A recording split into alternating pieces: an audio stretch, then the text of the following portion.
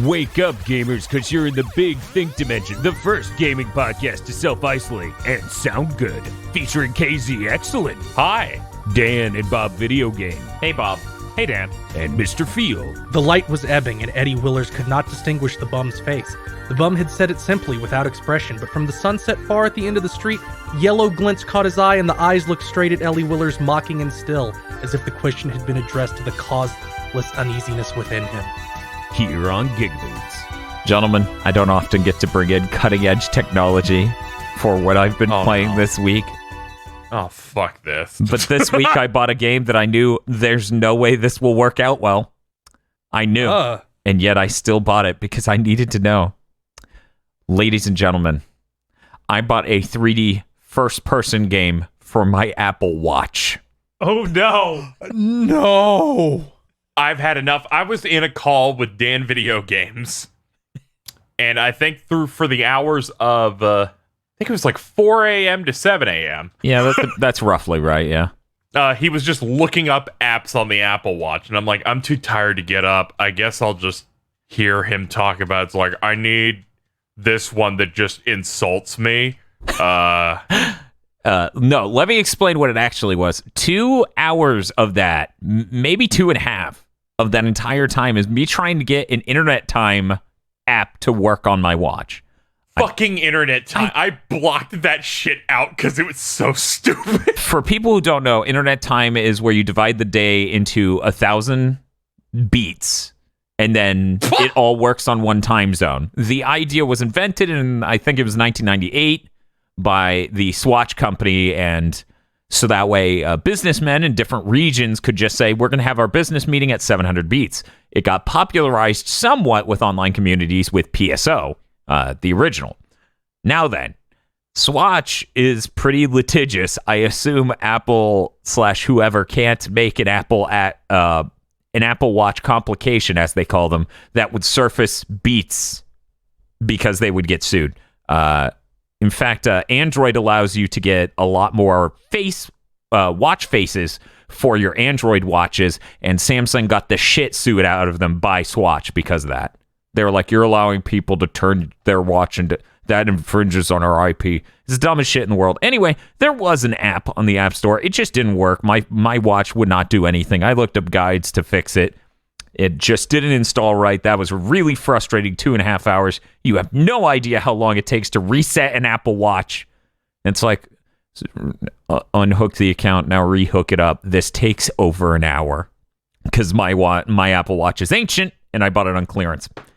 Anyway, after finishing that dumb shittery, which was only relevant recently because I found the watch after like 2 years of it missing or whatever, 1.5 years.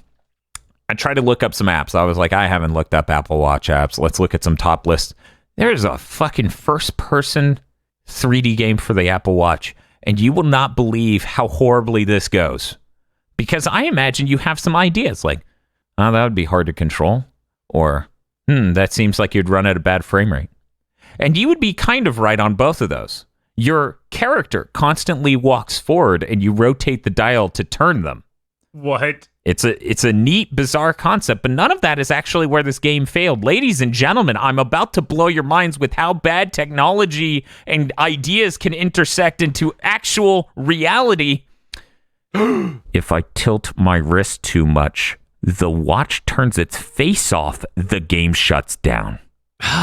You're gonna turn its face off. If I get a notification, as in someone tweets and I follow them with notifications turned on, the notification shuts the game down.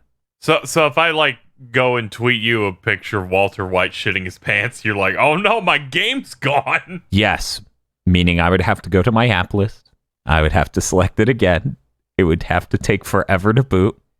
It would then finally load, and then I would get a text. Ugh. Ladies and gentlemen, I successfully played 45 whole seconds of this game. Pretty cool. Yo. That was across 3 attempts. I knew it would be a mistake. I did not realize it would be that level of a mistake. I assumed, foolishly, that me having that app open would mean it wouldn't just turn off if I tilted my wrist too much. I didn't think notifications would shut the game down. That's insane. I wonder if newer watches it wouldn't.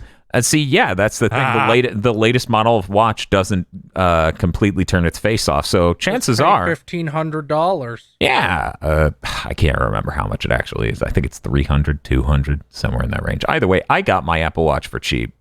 If I get a new one, it's because they're thinner and They added an OLED screen. No, they all have OLED screens. That's of course. Yeah. No, it looks really nice. I wish my phone had an OLED screen. But yeah, buy the iPhone X. What are we on? Are we on? I guess this year would be 12 if it actually comes out. There were rumors they're delaying it. Anyway, so that game was $2. I'm glad I could spend those $2 so people who listen to Big Think could find out how much of a nightmare that is. Because I knew it wasn't going to be great going in, but holy shit. Aside from that, I played Ring Fit. That's a really great game. Getting back into that. I heard you dying in the background a couple of times. It's called exercising. Yeah. I cursed out the game a bit because one of the first things I did coming back to it after a sizable hiatus is that they were like, hey, there's a special quest at this leg gym. And I'm like, oh, okay.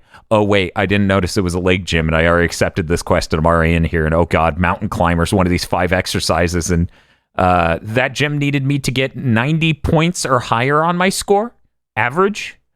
And the way it checks that is every exercise you do, it rates you on the accuracy of how you performed the exercise. And then across, these 120, 140 different things you do, it just, gets an average of the points. I got 89, all because of Mountain Climber. Proud. That hurt. 1 point shy.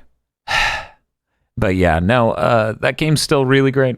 I'm getting back into it.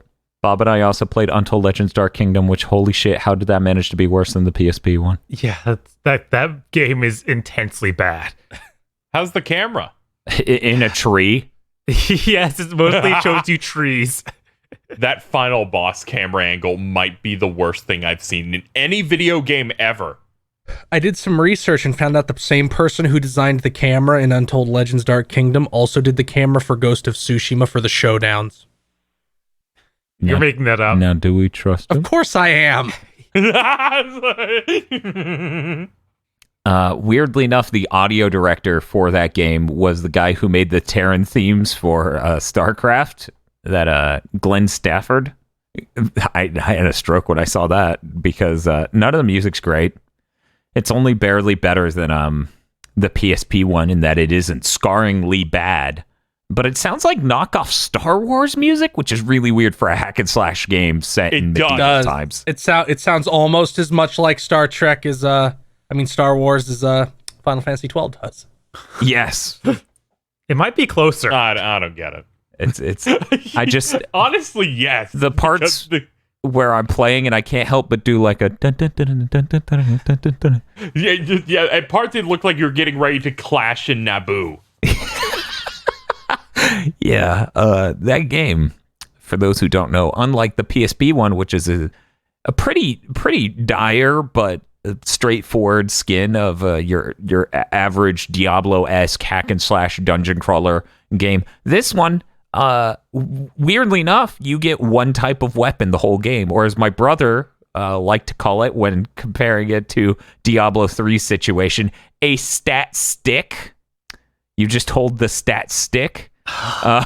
God, each of our characters, Diablo 3 is so dire. Each of our characters had one weapon that could change its appearance based on what gem we slotted into one slot.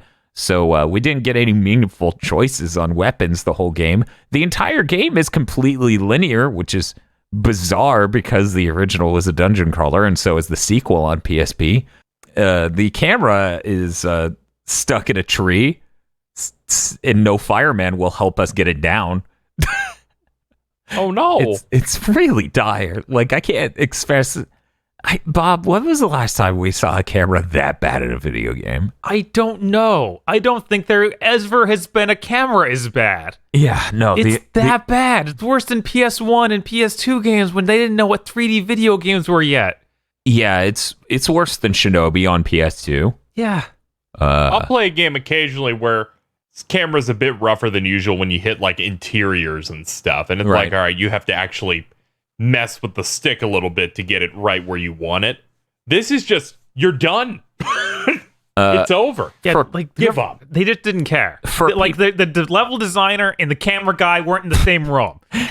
For people who play Fall Guys, you know that one part of the jump through the hoops level where the camera won't go back any further because it's at the top of the ramp. So, you know, if you're trying to look out there at everything else while you're standing at the top of the ramp, the camera's in your neck. Now imagine a tree was somehow between the camera and your neck. That's Untold Legends Dark Kingdom. The whole way through. You're starting to sell me on this. So fucking dire. Yeah, they have a combo system. The combo system is not developed enough to be interesting, and you get all the combo extensions by maybe 3 levels in. So that game's 13 hours. Our brains started dying by about 10. Oh, no. Yeah. But you know what? That's okay. And you know why? Why? Because not only did people pay money for it, we made partner status on Twitch. I cannot believe that you got it after doing an Untold Legend stream. Some guy at Twitch is like, oh, this is good stuff. This is good stuff. They're They're like, dying I on fucking hated stream. this. Good. I hated this game. They deserve it. Even I couldn't beat it. I think one of the highlights of that stream is when someone new came in, they subscribed. I was like, oh, I don't recognize that name. Maybe they're not new. Why would you subscribe to a channel you just found? So I had these two conflicting thoughts of, I don't recognize their name. They could be new, but they're subbing this early. That seems like a lot. And then he goes, so how long have you guys been doing this? And someone said something like, oh, they've been going for 9 hours. So he's like, why the fuck have they been going for 9 hours? And the chat's like, oh, you're new here. And he's like, yes, I am. They're going to beat this like in a single stream. 9 hours, like that's extreme. Apparently 9 hours in the chamber is worrying because That means they don't even know Twitch culture, where like all the big streamers are like, yeah, doing about 15 hours and then gonna go have a meal, sleep, and then do it again. yeah, I'm guessing they just I think it's a combination of that, and we were playing a game that's so obviously bad, and we're like, we're gonna do this until it's over. Finish the fight.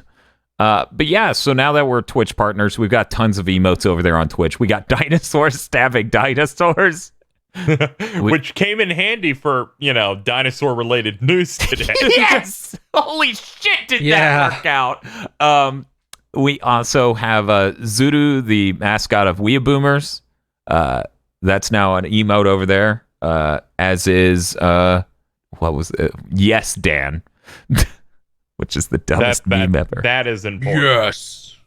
Yeah, it was one of our top voted in the GigaBoots Discord emotes to translate over to Twitch. So I had to. I absolutely had to. I love it as a concept, but every time I have to say it, I'm like, we got this emote. And there are 2 ways you can describe it. You can either call it Yes, Dan, which is the weirdest fucking phrase to say, or you could say, yeah, it's a picture of me looking to the left side profile. That's the emote we have, ladies and gentlemen. It's me with the gamer headset on, looking to the left. Looking to the left, staring longingly into the distance like I'm brain dead. So please enjoy my face side profile. It took me way too long to Photoshop out the background. Way too detailed. So yeah, that was filmed on our 6K camera, I'm reasonably sure. So yeah. And make that easier to Photoshop out. Because goddamn it. Bob, did you play anything in the last week? Yeah, I got to try out the Avengers beta. How'd that go? I heard there were squeeze throughs in that. I don't know about that. There was something that seemed like it was supposed to be a squeeze through. Yeah, that was something. You desperately started watching my stream and Kyle Bosman's stream to try and find it. Yeah, I was like, this is obviously built as a squeeze through, but Kamala just keeps walking through, but kind of slow and clipping her head through a solid metal object. It's like it wasn't ready, I guess. They're for the Xbox One version of the game. Yeah, they just Oh my God, they close off the other side entirely, and God. Oh, you weren't here when I first suggested that last time. Yeah. Oh, that's awful. Sorry, we had to add squeeze throughs to the original Xbox version only. Just wait for the Series S. Oh, okay. So playing that, Yeah. Yeah. it's a game where you go from room to room, doing combat Yeah. sequences, Okay. Mm-hmm. kind of like Destiny or Devil May Cry, Yeah. but the combat feels really bad and is very slow. Yeah, that's what I'm looking for. I was very disappointed. I thought this would feel good at all. Huh. You know what? I was playing this demo and I went, I hope Bob plays this because I know how it's gonna go. I'm at this point where I play a new game, I'm like, Bob's gonna play this. He'll talk about it. He's like, this combat's shit. And I'm like, I could feel it because this feels like a 6.5. Yeah, it's got a real 6 energy to it. But you play as the Hulk. Bob, You play as the Hulk and then he can be blocked. I don't want to Yes, be blocked by that a was human. making me stroke out. Like, that was just the cheapest looking thing. It's like, what is this game? Cool. Man, that fucking mall cop was not gonna have it that day. Fucking Paul Blart Royal guarding the Hulk. You should have leveled up your arm bones. Yeah, don't even have Hulk fight humans. Just don't. If you do, then have them die in one hit. Because this is awful feeling. Yeah, that's why the game tries to stick to robots a lot. The dodge feels really bad, and you have to hit it twice to get to do a dodge that's any reasonable length. And there's just not many different combos to do. And a lot of if most of the game with the third-person shooting stuff, then sure, whatever. But a lot of the characters it gives you are like melee focused, so it doesn't really have much to stand on. And then today I saw a trailer for the new Fortnite expansion that's Marvel themed. I just got upset because I was like, they got a better crew to do that. Like that one. Please, what's their lineup? They've got Thor with a new design that looks cool and different than the one in the movies. Okay. They've got Wolverine. God damn it. Uh-oh. They got She-Hulk. Oh, God. They've got Storm. Oh no. Yeah, it's great. I don't even care what else is there. That's better than what we got over here where we've got, you have the basic 4. You got Captain America who looks like a ripoff. Like, this looks like a weird knockoff, not complete version. We got Kamala Harris. Stop calling her Kamala Harris. I'm begging you, dude. I'm begging you, dude. The 35-year-old, 16-year-old. That's...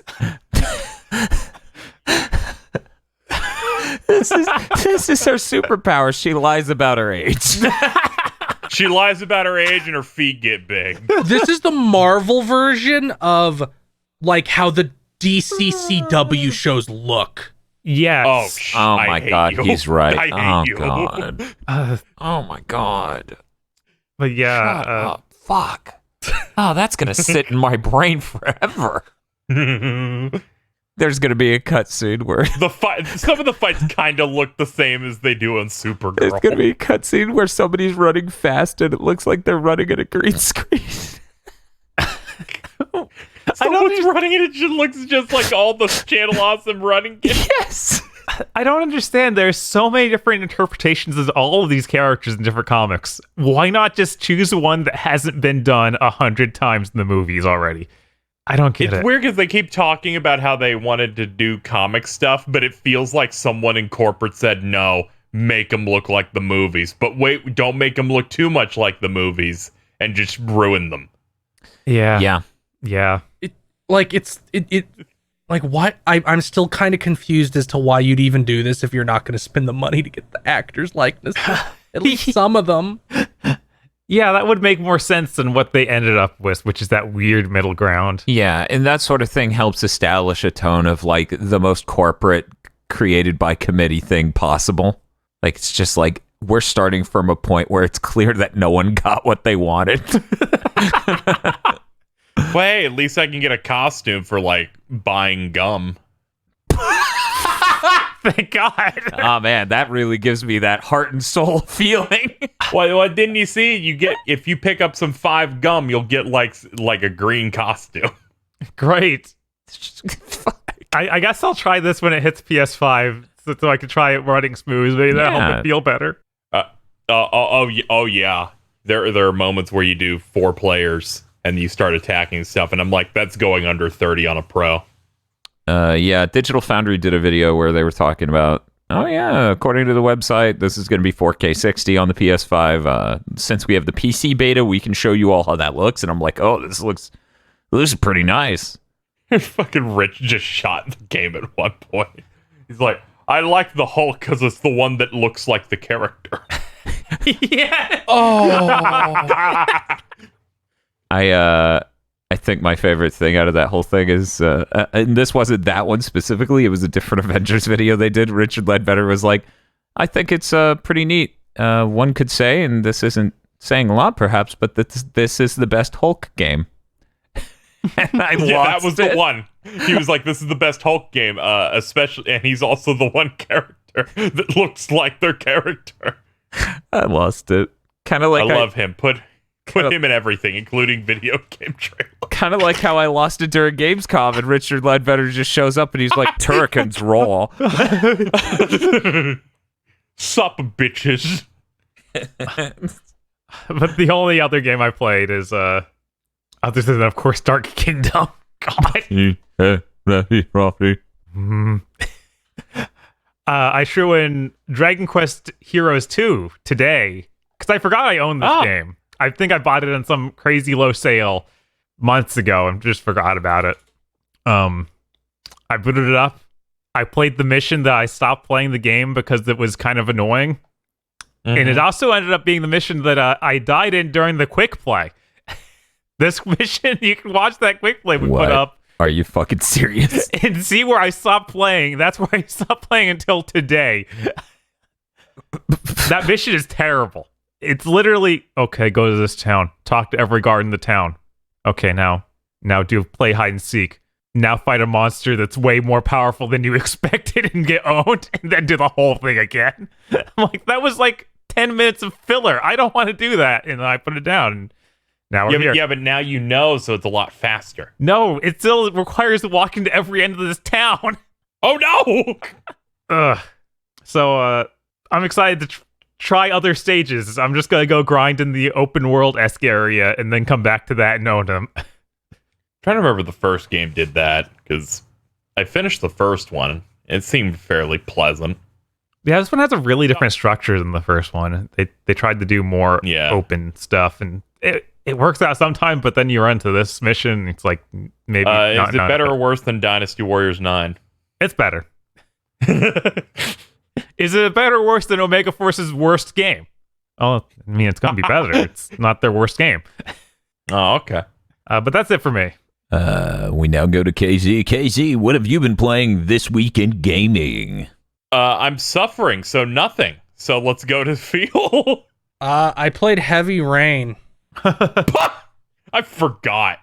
Yep. The game's cool. No, not really. Not really. I understand why people like it. Like, I get it. Yeah, it's hilarious. But it's really, it has so many. David Cage made like a 7. He made like a 7 that would be 5 hours long, but then he was worried that was too short, so it's 8 hours long. And the nonsense that makes up the other 3 hours not only is stupid and makes no sense, but like fills hole, like shoots holes through the rest of the plot. Like, has everybody on this played Heavy Rain? Or at least knows the story of Heavy Rain? I haven't, but... Well, I don't want to ruin it for Dan. He might have to do that someday. Okay, well, I'll take off my headphones and I won't hear you. I'll be back. No, you know, I can say it without spoiling. It's just, there's like whole subplots that make no sense once you reach the end of the game, and they take up like more than an hour each. And it's like, if these subplots weren't here, the game would be better. And then there's the part where somebody in chat pointed out, yeah, the entire conceit of this story doesn't work because of this. David Cage literally forgot this thing he wrote that completely invalidates the entire story, and I almost blacked out. Cause there's no clever answer. And this isn't really a spoiler, so I'm just gonna say because it happens within the first 30 minutes of the game. It's like this thing couldn't have happened because this character was in a coma. And then David Cage is like, shut up. I'm not listening. It can happen. Also full of really horrible things like take control of the female character for the first time. You watch her take a shower, breasts out. I had to censor it on stream. Then she gets attacked by 3 home invaders and gets her throat cut, except it was a dream. Now switch to another character. That was all it was. Shower, violence for no reason. Oh, cool. Great. Yeah.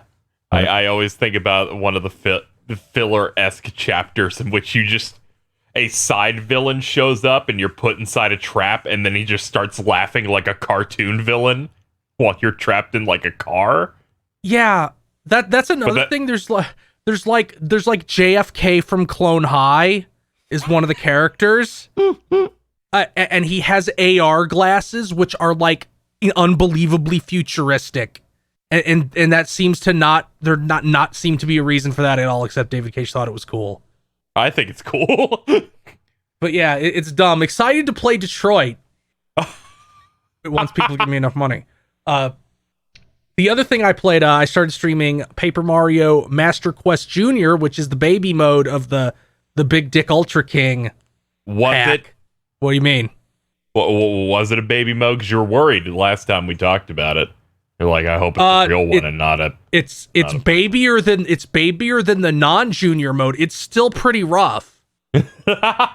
I'm having to keep a game over counter now because I did game over once already. But it's just a lot of stuff. This boss has 2 phases. The first has 12 health, and the second is 4 guys with 5 health.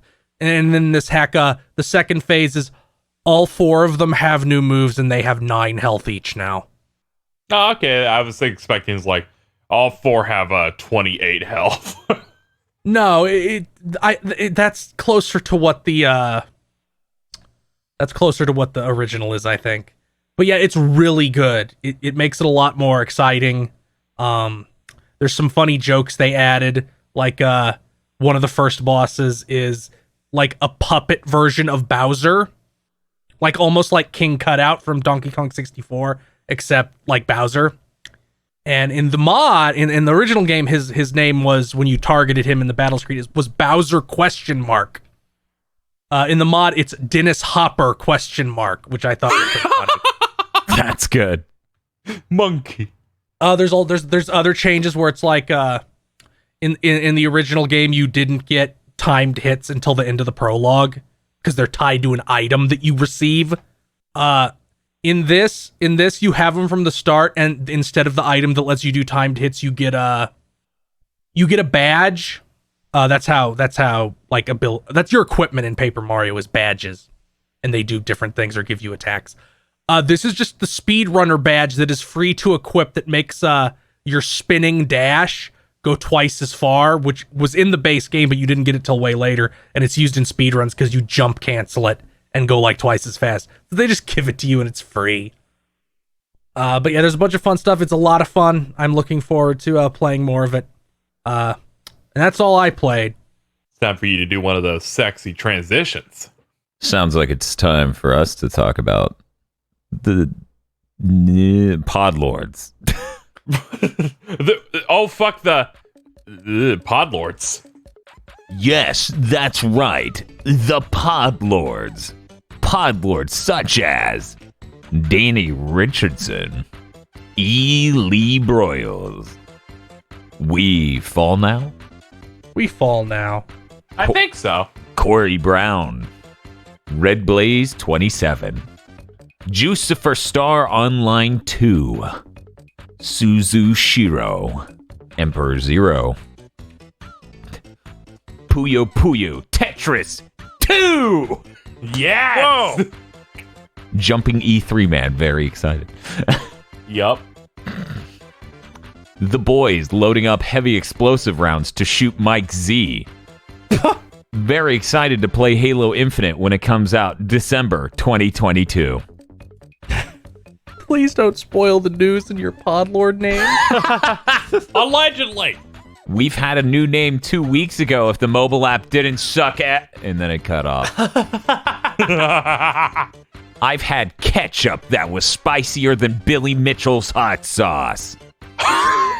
Yeah, that makes sense. I mean, they sell sriracha ketchup. It probably is hotter.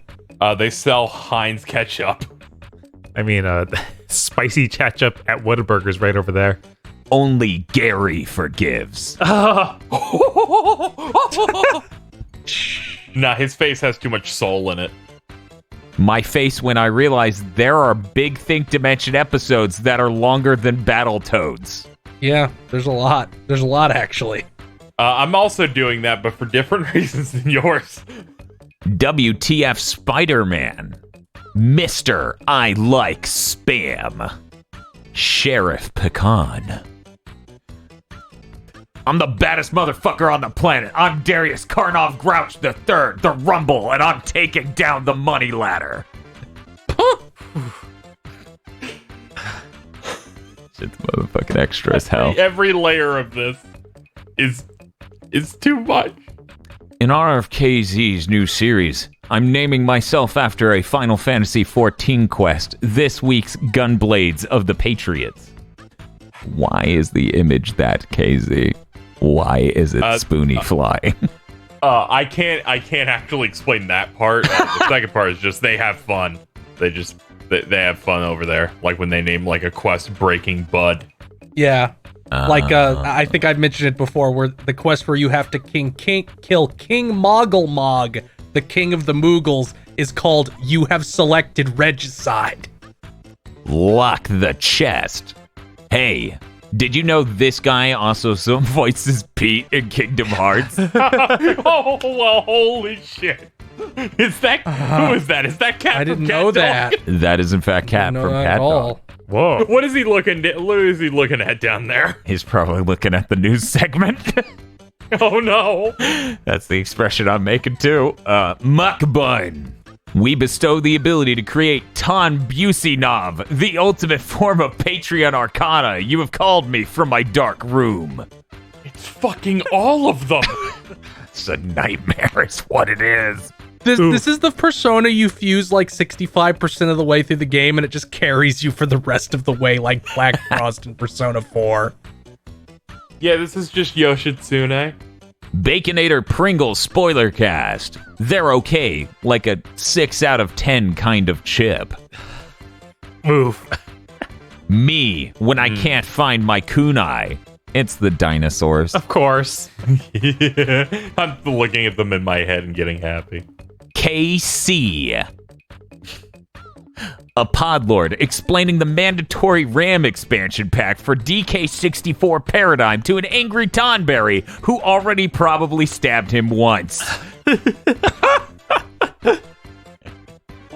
Tonberry failed to put together a futon and cries. Why is the Podlord dope? At this point, I'm not even doing it for the joke. I'm just trying to confuse all the other users I support on this app.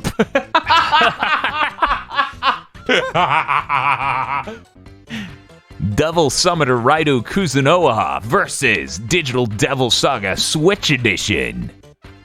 Adam Admar is going to pursue Lubu. What is the worst that can happen? Oh god, the worst has happened! Things hurt so bad so quick. Skyfire Hero's birthday is podcast day. I hope everyone has a pleasant day. Well, thank you, Skyfire Hero. We're trying. We're trying. Despite Gamescom. Have a happy birthday. Yeah, happy birthday. Kyle Bjork. HP Minecraft. What? See, it's like HP Lovecraft. Oh my god. It was too stupid for you to understand. I loved it. It was great.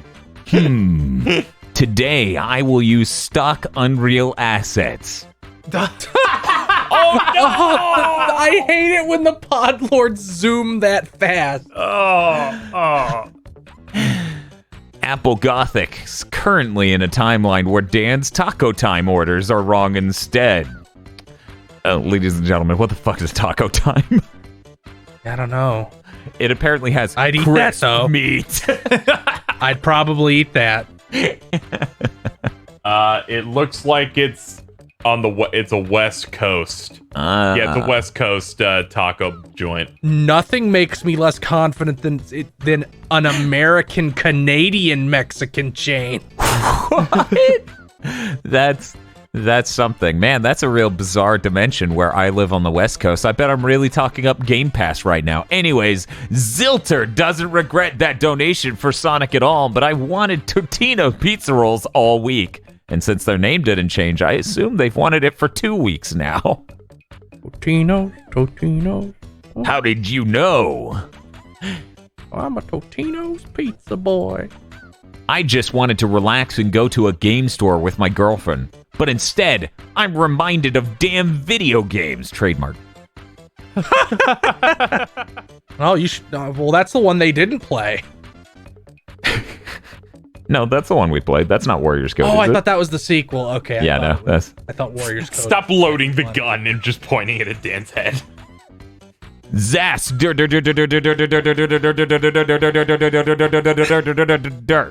Wait, Dur. It happens for 4 pages. It happens as long as Patreon lets it. It goes for 4 pages. He flies into a clock tower.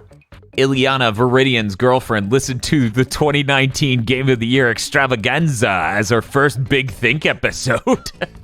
That's a Hope lot. you enjoyed the Fire Emblem 3 Houses discussion.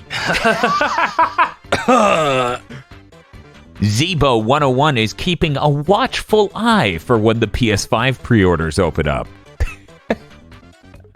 Yeah. Don't So blink. am I.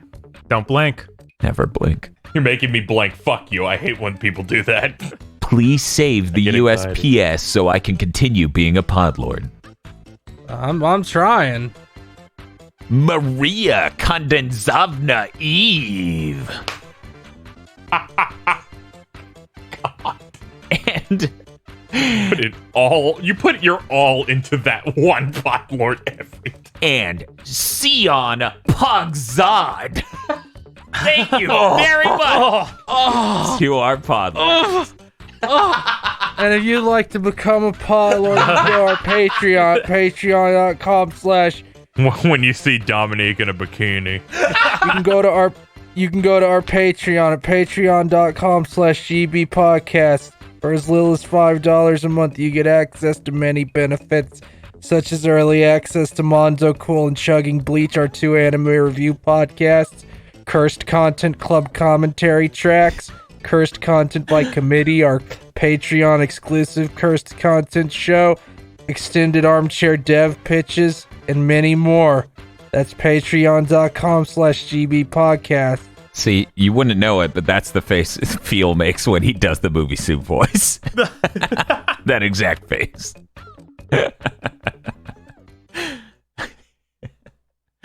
Anyway, we've got plenty of news to talk about, so I guess we should get to it. We're going to go ahead and knock things through by taking a fucking bullet train through, what are we going to do? We had 2 things this week. Nintendo Direct Mini Roundup. Let's go. KZ, best news at the top of it. Take it away. All right. So, taking it from the top, we got a new trailer for Kingdom Hearts Melody of Memory to give the release date. That comes out on November 13th. Nothing else big launching that day, right? Nothing. Yeah. I already saw the memes of random ass soldier like, please give me the Kingdom Hearts game, and Kyra going, please give me Call of Duty. Oh, right, Call of Duty, because I'm like, that's Yes. the day at least one of those consoles is launching. November 13th, that stretch of the next 7 days, like 6 AAA games come out at that time, so it's a nightmare zone. Yeah. And 2 consoles. Yeah, I'm sure I'll be able to play this at 120 FPS. With Kazooie alone. Yes. They detailed all the modes and stuff in this. Features, you got like 4 different teams, which will be like playable characters from the different sets of games. Like they said before, it's 140 different songs, and it's like going through the entire series. So that's pretty exciting. It seems to have a lot more to it than I thought it was going to initially, where it's like you go through the multiple difficulties, you get synthesis items so you can craft new stuff, you collect items to use in boss fights, and a lot of it just seems like really, really in depth. So I'm pretty pumped for it. They didn't show much even in the final trailer they released recently, like after the direct. Which tells me 2 things. 1, there's so little story content in this that they don't want to show what little they have. Or 2, there's like no story content in it at all. So I'm excited to see which one that ends up being. Regardless, I'm really excited for this. I've been wanting a rhythm game for this series forever. And this looks like really, really good. But we got that. Since they opened up pre-orders on that, we actually found out the price was $60, which is what I assumed when they announced it, because it has a huge soundtrack. Like, it's massive. Yeah. I was thinking about it. I saw some people going, man, they're really cash grabbing. I'm like, let me introduce you the Persona dancing games that had less than 40 songs and were $60, and they released 2 at the same time. Yeah, get them both if you paid $80. And had like over $100 worth of DLC. Yeah, I think the first Persona dancing game was a less raw deal. Right. It also has all new assets in those games. Like everything in this game looked like it's made from old assets, so like it's hard to it's got a lot of value to it. I don't know. A lot of like the new menu assets and stuff look like brand new, and then they're adding stuff like special cutscene archives from like the previous games, because they're like, this is a way to catch up on the series also through music. The multiple difficulties, there's co-op, there's online versus where you can like generate like Mario Kart-esque, it rolls random tricks that you can throw into the other opponent. The Switch is getting 8-player local multiplayer, and a bunch of other stuff. It seems like the most fleshed out rhythm game I've seen pop up recently, at least. So it did make me feel like, this is really stretching the bounds of like $60. But it's probably not worth it if you don't like rhythm games, which I'm seeing happen quite a bit this week. But yeah, with more like a Persona comparison, like that was a track list of entirely new remixes of songs. And that first one had a full story mode that was actually really solid. Right, that first one's defensible. That first one was great. I'm totally fine with with Persona 4 dancing all night. It was the second one where there wasn't a story mode. Yeah, and they released 2 of them at the same time when they could have maybe massaged, maybe tried them. That should have been one game for sure. It seemed a lot more malicious, and I'm like, this seems like a bit of a better deal overall. That, and they haven't thrown, here's what our season pass will contain or anything like that. Right, I assume it's one and done. Yeah. If I was worried about the Kingdom Hearts 3 representation, because they're using the old engine, and I'm like, well, it has to run on Switch. What are they going to do? And they've shown that they're actually going to like alter old maps to make them look similar enough to what Kingdom Hearts 3 looked like, so that they can put songs in there. They're like, this one was in that KH3 demo. Tint this area red a little bit. It makes sense enough. Just put that track in there. That's okay. You won't be looking at that anyways. You'll be looking at the notes and stuff. But yeah, you got that. We had a weird theme of rhythm games this direct. Yeah, I was gonna say this is straight up just the Nintendo Direct Mini rhythm showcase.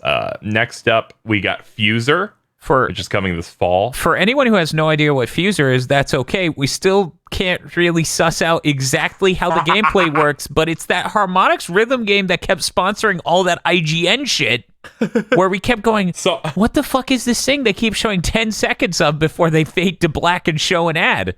It's apparently Fuser, and it's apparently made by Harmonix, and apparently it's coming in fall, and you play via emojis. Yeah, I saw the ad for that, 80 times during the IGN thing? Yeah.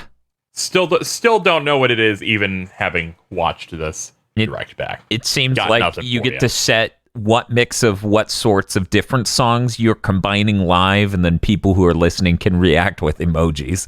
I'm not interested in that. Maybe you'll be interested in Harmonix's next game that's exclusive to Stadia. So moving on, Taiko Drum Master Rhythmic Adventure Pack, or as they decided to not translate it this time, Taiko no Tatsujin. God, what is wrong with them? Adventure Pack is coming out this winter. It's apparently a 2-part adventure RPG sort of thing using Taiko Drum Master controls and stuff. That looks tight. Yeah. Yeah, it was cool to see that they're actually bringing those over, because that feels like something that just fans of that type of game just get screwed. Yeah, we never got Puyo Puyo Quest, which upsets me more, but Bob/anyone, did you see anything about this coming out on things that aren't the Switch? I didn't look into it. I should have. Okay, Yeah, Bob and I wasn't looking. we own a digital copy of the PS4 Taiko Drum Master, right? Yeah. So I was sitting here and I was like, if that's also on the PS4, maybe we could buy the controller. Because then we could use the controller on the adventure RPG. Because originally we were just going to play it on the DualShock 4. Because, it's fun. I'm thinking this It's fun. might be Switch only, because these are 3DS games that they're just porting. Yeah, and remastering over. Yeah, I assumed this was Switch only. Oh, well. That's fine. Yeah. Continuing on the tangent of RPGs, we got okay. we got the Final Fantasy Legend Collection, which is called Collections of Saga Final Fantasy Legend. Yeah, what a mess. For those who don't know, the Final Fantasy Legend games are just Saga games. Yeah. Yes, they were Game Boy, right? Yes, they were on the Game Boy original. It is really good because Final Fantasy Legend 3 involves Talon, the magical spaceship that could travel through time, which has a really fucking awesome theme. It was a it was an executive producer theme at one point. Really, really good theme. Also, it's cool they're these games are fun. porting and bringing these over. They definitely seem like the lowest rent Square thing in a while, where it just kind of looks like this was a mobile phone thing that we're just putting on Switch. Yes, this collection does not look good, which is a shame because these games are pretty great, in my opinion. Speaking of low rent doesn't look that good, Just Dance 2021 is coming out November 21st. This is a fucking problem, because after what seems to be 30 years, they are not putting this on the Wii. They kind of announced this last year when they're like, the last game for the Wii, Just Dance 2020. I'm still sad about it, man. It'll be pretty funny if next year the Wii comes back. They're like, oh man, we missed out on too many sales. Half of our sales are gone. I guess I don't need to get it for the Switch Pro then.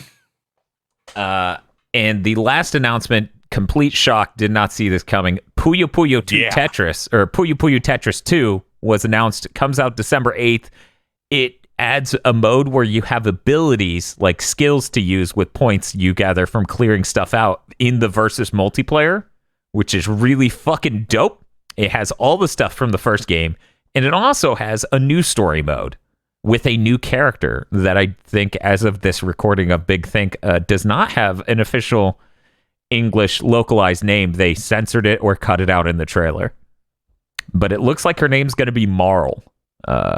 Very exciting. That story mode is hilarious and fantastic for anyone who hasn't tried it. The only reason I haven't beaten it is because I have a diseased brain that needs 3 stars on everything.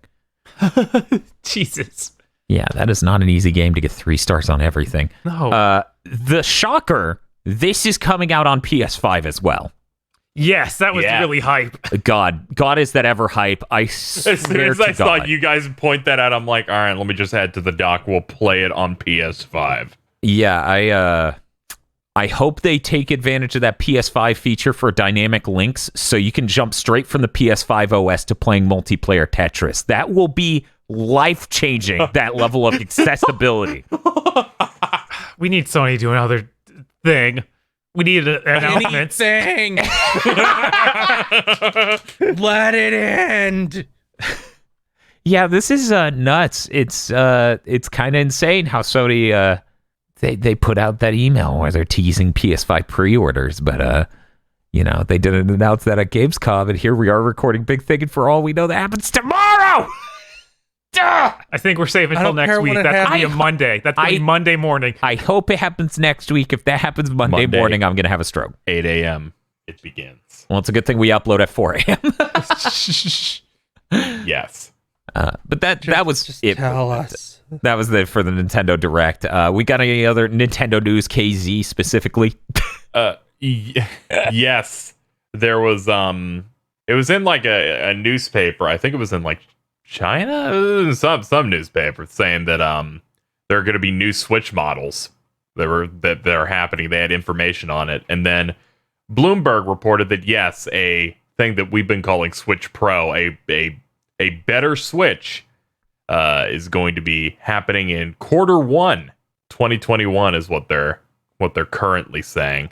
That's gonna have a wide range of games set to release around it to support its launch. Might try to target 4K, and it sure can try. Yeah. Well, that's cool. But I could try. I'm excited. I would like Ali. it. Yes. Yeah, you could. He's old. Yeah, I'd probably win at this point. Jesus. What- I really what's hope up, it's not called the new Switch.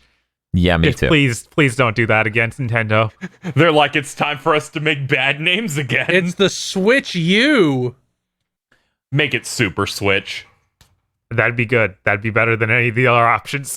But yeah, them preparing a catalog of games to launch around the launch of this hardware in Q1 next year, that's fantastic, hilarious. It's like they looked at the holiday season with the 2 new consoles and said, we don't need to be a third one. We can come in after the hangover from that. We'll just come in a few months later Or launch Zelda on it. and then So they're like last time.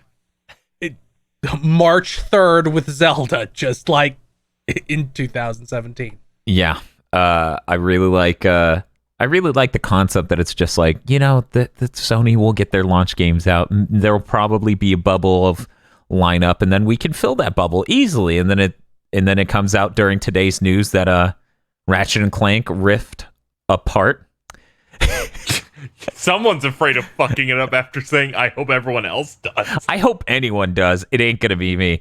I hope that actually was stated to be launch window. So it looks like Sony has a really steady stream of games for this first year between Demon's Souls, Spider-Man, Miles Morales, Ratchet and Clank, and all those other games they showed off. And Microsoft may be the only people who don't have a lineup. So it's funny that Nintendo's also jumping in Q1 next year. I think It'd be really funny if this is the reason why they've seemingly just not tried for the past 4 months. Yeah. And I think they're smart to do this. I think they should absolutely push it out of the way of those consoles because, man, if those things cost $500... Yeah, sure. If they just announced that 3D Mario collection and put that out in 3 months, it's that's enough to coast. Yeah, I'll be happy with anything. I'll be happy with the Mario collection. That'd be good. What about Pikmin 3 Deluxe for $60? I'll get it when it goes on a digital sale for $40. Like I just bought Luigi's Mansion 3 because it went on digital sale for $40. Oh, that's cool. Wow, $40 for a first-party Nintendo game seems like the biggest bargain I've ever seen. Yeah, I can swallow 40. I can't swallow 60. Not for a B-tier Nintendo game. A B-tier Nintendo game that went up in price $10 between systems. Yeah. This week, and they're shipping a box to retail called Xbox News. Halo Infinite might drop last gen. This is a rumor. Might be pushed to 2022. This is a rumor. Microsoft said neither are true, but they're liars. Feel. Yeah.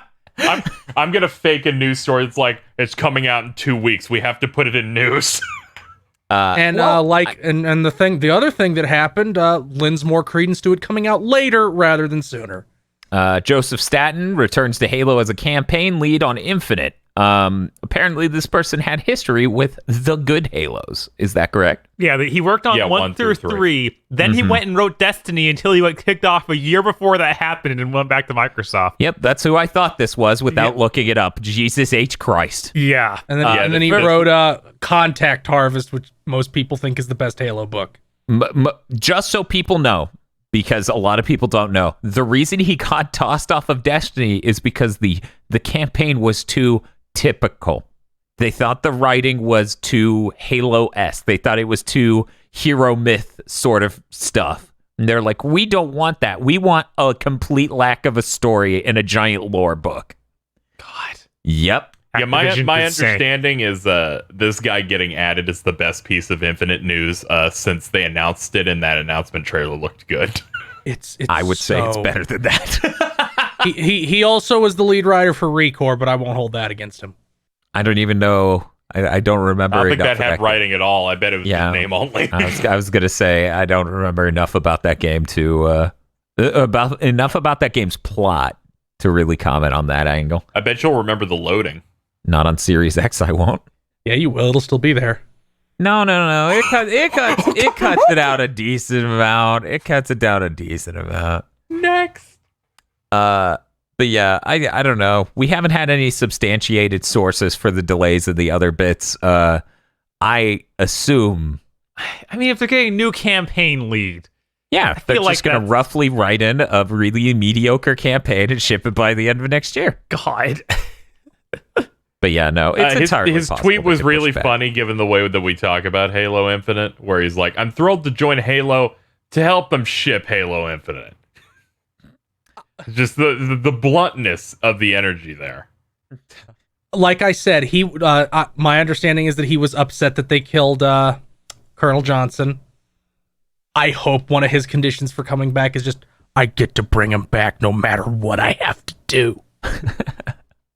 I mean, that would be great, honestly, as dumb as that is. That would be funny, and that would fire any neurons in my brain. And currently, looking at what they showed me, which is all I have to go on, none of the rest of that game would do that. There, instead of the sad dad, like, we just get to erase that character. Oh my god, that would be the most Raiden moment ever. You boot up the game, it's him. He pulled you out of space.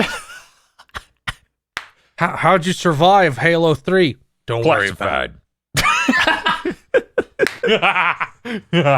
And then he high fives the tentacle monster from fucking ODST. Next bit of news. This is via Jeff Grubb. Perfect Dark is being worked on by the Initiative. It's a third-person shooter game. Jeff Grubb said this during a kind of funny game stream hosted by Alana Pierce, where in the chat he said, it's Perfect Dark, when they said it could mean anything. What are they working on? And then they go, I don't think Microsoft would invest that much money in Perfect Dark. That seems risky. And he goes, it is. They are making Perfect Dark. Someone asked, is it a third-person shooter or whatever? And he goes, yes. And at very least, what was it? Then he takes to Twitter after a Reddit thread pops up, and it's like, Jeff Grubb confirms Perfect Dark's being made by the Initiative. And he just goes, confirms a strong word. Was he just drunk or something and started typing? I don't fucking know. But anyway, he then backpedals a bit, and then he goes, well, even if it isn't Perfect Dark, it takes place in the Perfect Dark universe. And I'm like, are we just going to get a third-person shooter that has nothing to do with Perfect Dark? And he's going to go, I bet it was related to Perfect Dark at some point in time. This is the way he described it, and it was the most painful one of all. It's like, so you know how Apex Legends is in the Titanfall universe? No, I didn't fucking know that. It is. But it also doesn't matter that it is, but it is in that way. It's like, look, our legacy. Nightmare. Casey, you have a good bit of news and a terrible bit of news. Let's cover them now and keep going. Okay, a piece of good and bad news. Let me scroll up and look at it. Oh, hello. Okay. First off, we'll hit up the perfectly fine news. Hitman 3, its next-gen upgrade is free if you buy it digitally. Okay. So, yeah, that's it. They also, took shots at other people, in a way. Control? When they Control? Yes, because this is how they described their editions feel. Standard edition. It gives you the standard edition of the game. Nice and simple. Deluxe edition. It gives you the standard edition and all of the deluxe features of a deluxe edition, all the extra content. Also, very simple, and that's it. Yeah, there aren't 13 versions like in Ubisoft everything. Yeah, it's just like there's 2 versions. Like, buy it digitally. I'm like, I mean, sure, I have 1 and 2 digitally. I might as well. Right. For me, it was a no-brainer. So I'm like, okay, glad the whole thing's there. Go Next sport. piece of news came out today, and at first I saw the headline of Netflix is doing a Resident Evil live action series, and I'm like, that sounds pretty cool. I'm wondering what they're gonna do with it. And then I read what was written. Phil, do you want to break it down? I don't remember all the specifics because it seemed kind of bad, but basically, it's about Wesker's 2 daughters who are in New Umbrella City, New Raccoon City, City, which is a city Umbrella built, a corporate town Umbrella built, and it has 2 times. It has the time when they're 15 and are solving mysteries related to Umbrella in New Raccoon City, and then a future where only 15 million people are left and every single other life form on Earth is a zombie, and one of the 2 daughters is 30, and which means either the other one is dead and it's very sad, or has become the villain. Because that's the only reason you would only mention one. This seems dire. Yeah, I'm sure it'll be really bad. People will make a couple bad videos about it, and then everybody will forget it existed. This is the same week where we saw a trailer for Dragon's Dogma. Yeah. And people were like, yes, the Berserk anime people are working on this one too. It didn't look that bad, but it was not good. Like, Capcom just like must have sold Netflix their IPs in bulk. Because they got Resident Evil, Dragon's Dogma, and they're doing the DMC thing. But at least the DMC thing is being done by the person who did the Castlevania anime. So at least it'll probably be better, even if it only takes place in one room. I enjoy the adventures in that one room, so it's fine. It's all good. Maybe they'll do a poker game in that room. Please An don't. homage to the iconic anime. I'm passing out because my favorite Twitter account, Daily Pics of Quan Chi from the MK4 arcade cabinet, is also talking about the Resident Evil show now. Just going, where's the show where the Shao Kahn kids move to New Outworld?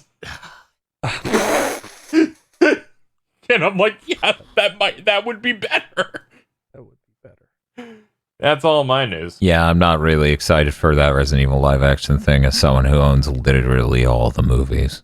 That sounds bad. It looks pretty bad. People probably want us to watch it for content. Let me assure you, I will never watch it unless it's for content. Unless a trailer comes out and it's so obviously, hilariously, stupidly awful that I go, okay, how many Weskers does it have? 37? Okay. I expect it to just be like Riverdale. Yeah, that's Resident Evil. That's what I expect. How close is the sliders? I can get into this. This fire talks. Let's whip through some things. I'll whip through some things. Gotham Knights was announced at the DC Fandom event. It is like the successor to Arkham, but it isn't Arkham because they're still the second-class citizen team that aren't allowed to be real. It is a game where you play as Robin, Nightwing, Red Hood, Jason Todd, or Barbara Gordon, Batgirl. It has 2-player co-op. I can't tell if it's a live service game or not. It seems to have aspects of it, like looting and cosmetics and getting new gear, and there's numbers. RPG damage numbers. And they've said like that updates would make Gotham change. So it seems like it might be a live service game, or it might be a weird fusion thing, because you do get that sometimes where some fucking smartass is like, what if I do something different, and then slams into the wall and dies. So it might be that. It might be some horrible fusion of a single player game and a live service game. This game looked kind of rad. Yeah, it looks neat. Like I was watching this and I was like, this is great. There's that popular tweet of someone saying key features, and the first one was just Batman is dead. Yeah, Batman's dead. Got him. So you're playing his the Bat Kids. I really hope there's like a thing where you can just execute people as Red Hood. That'd be very funny. I mean, he just goes around with 2 pistols, so, Yeah, that's his thing. He's clearly not trying to save people or stop not kill people while doing it. Yeah. His whole thing is like if Batman had killed the Joker, I wouldn't have died. So I'm gonna kill these fucking people. Then the other thing they announced was Suicide Squad kills the Justice League. We got a CG trailer featuring the Suicide Squad. It's cool. It's a third-person shooter live service game that's coming out in 2022. Yeah, I'm sure that'll be great. Yeah, they keep trying to say they use the skills they took from Batman Arkham series and add third-person shooting to it. And it's like, are you sure it's not just a third-person shooter? That and I was like, oh, wait a minute. Just everything is tank. We took all of our experience building skateboards, and today, the pinnacle of that accomplishment, we made a canoe.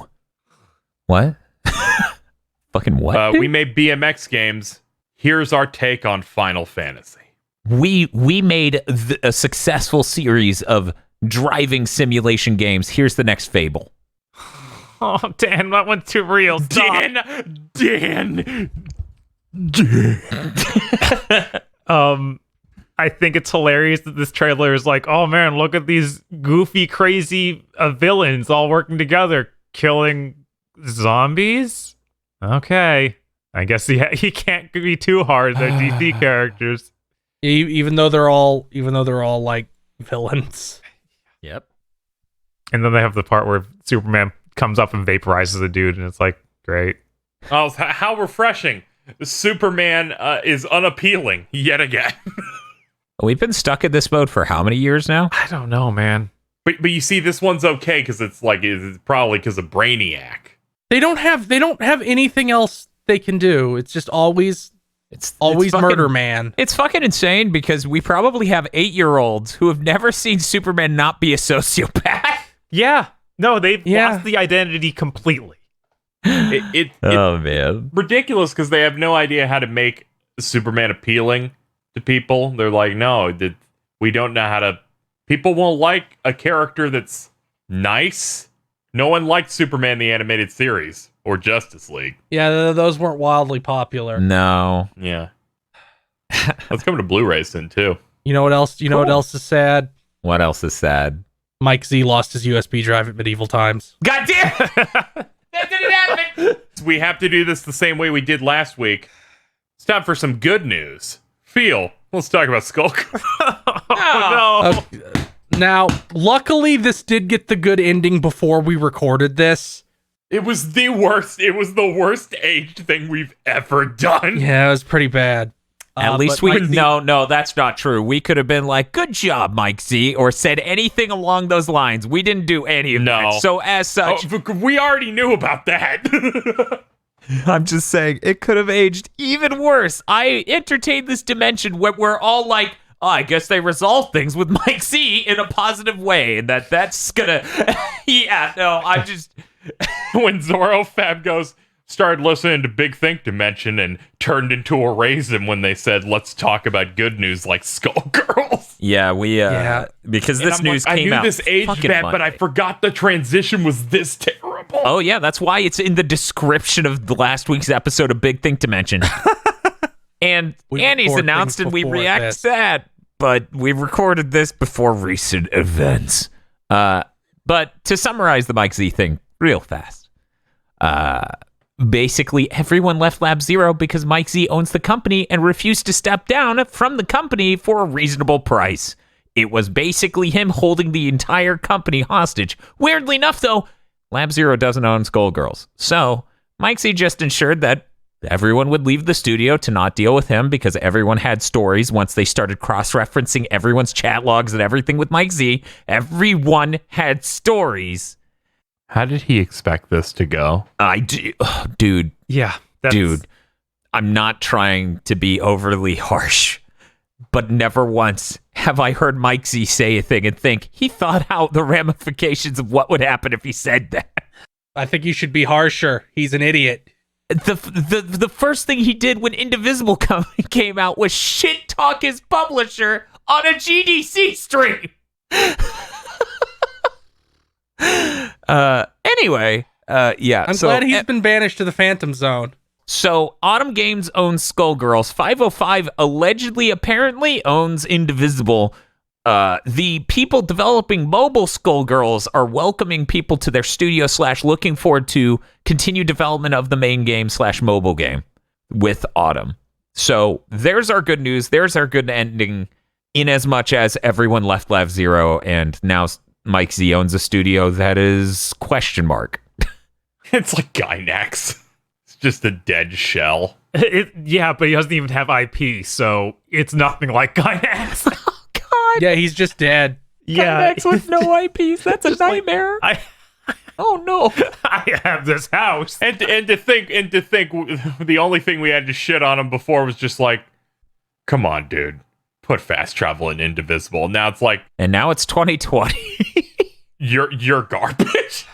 Welcome to 2020, where everyone has extensive chat logs with Mike Z, and when they shared them, they all went, "Oh, this is a fucking problem." I like girls for their mind. This isn't like 3 incidences or him being awkward. It is beyond that by a lot. It's just, I'm glad those games get to continue to be worked on and exist, apparently. Yeah, I love Skullgirls. As I tweeted shortly after the Mike Z Lab Zero Exodus thing started pouring out, I love Skullgirls. I think the game's really important to the community, and I was hopeful that something would come positive about that thing, even though Mike Z who he is. And then we got good news, so I'm really glad about that. The funniest thing to come out of this, in my opinion, is I think I know this name right, Bob. I showed you the Twitter profile the other day, and I retweeted them. I think their name's Junk Puyo. Is that right? Junk.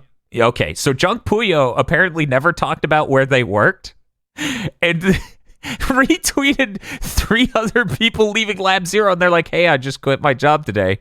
Never talked about where I work, and now you know why." Like, oh my God. Oh my Lord. I was like, this is so hilariously perfect. What a way to find out. Oh man. So yeah, that's what's up with that. Yeah, I hope all those guys land on their feet. They're really great team, except for Mike Z. Yes. Some of the stories that came out weren't even just he says inappropriate things or acts inappropriately. There were also additional stories of like, when he feels like being pissy with someone, he intentionally doesn't get work done that they need him to get done so they can do their job. Death. And he had a deep track record of that. Can I get that one for Feel again? Death. Thank you. So yeah, no. Mike Z is a problem. God, Yeah, not anymore. It was 2 months ago that they released that Lab Zero released a statement of we're researching. We're researching this, and then they researched it, and then they all went, "Okay, this is clearly a problem." And he went, "Okay, pay me a shitload." And they're like, "For what?" I'd like to imagine it's Mike Z writing it. He's like, I researched it, and I didn't really see any problems. Let's move on. Yeah. Sure. Yakuza Like a Dragon launches November 13th on current gen. What's so funny? Sorry, it's just also November 13th. Oh my god! Yeah. One of those consoles is coming out that day. I mean, the Series X is coming out on the 6th, according to stuff. So the thought that's coming out then, COD's coming out on the 13th. We don't know when the PS5's coming out, but it needs to come out on a Friday that month before Black Friday, before Thanksgiving. So it's either the 13th or the 20th. It could come out that week is a nightmare. It could come out the last week of October. Oh, could you imagine? They keep positioning, this holiday season. Halloween's a holiday, motherfucker. Yes. Don't make me want that. I mean, I do want that. Fucking get it out ahead. Like I'm looking at it. I'm looking at it here. So it's from the 13th, Call of Duty, Kingdom Hearts, Yakuza.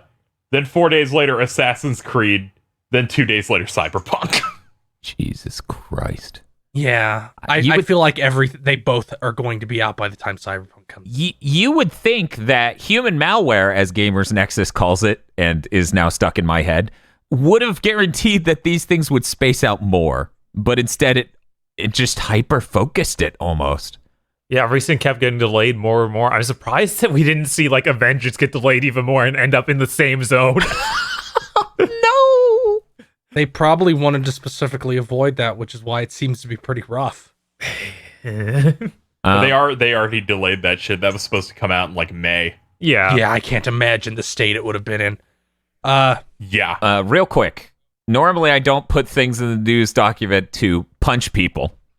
But since I saw this crop up 3 times in the last week and a half, I figure it's worth noting. Bunch of places are just writing articles that say they should delay next gen. That is the stupidest fucking article I've had to read this year about next gen, because none of them have a solid reason.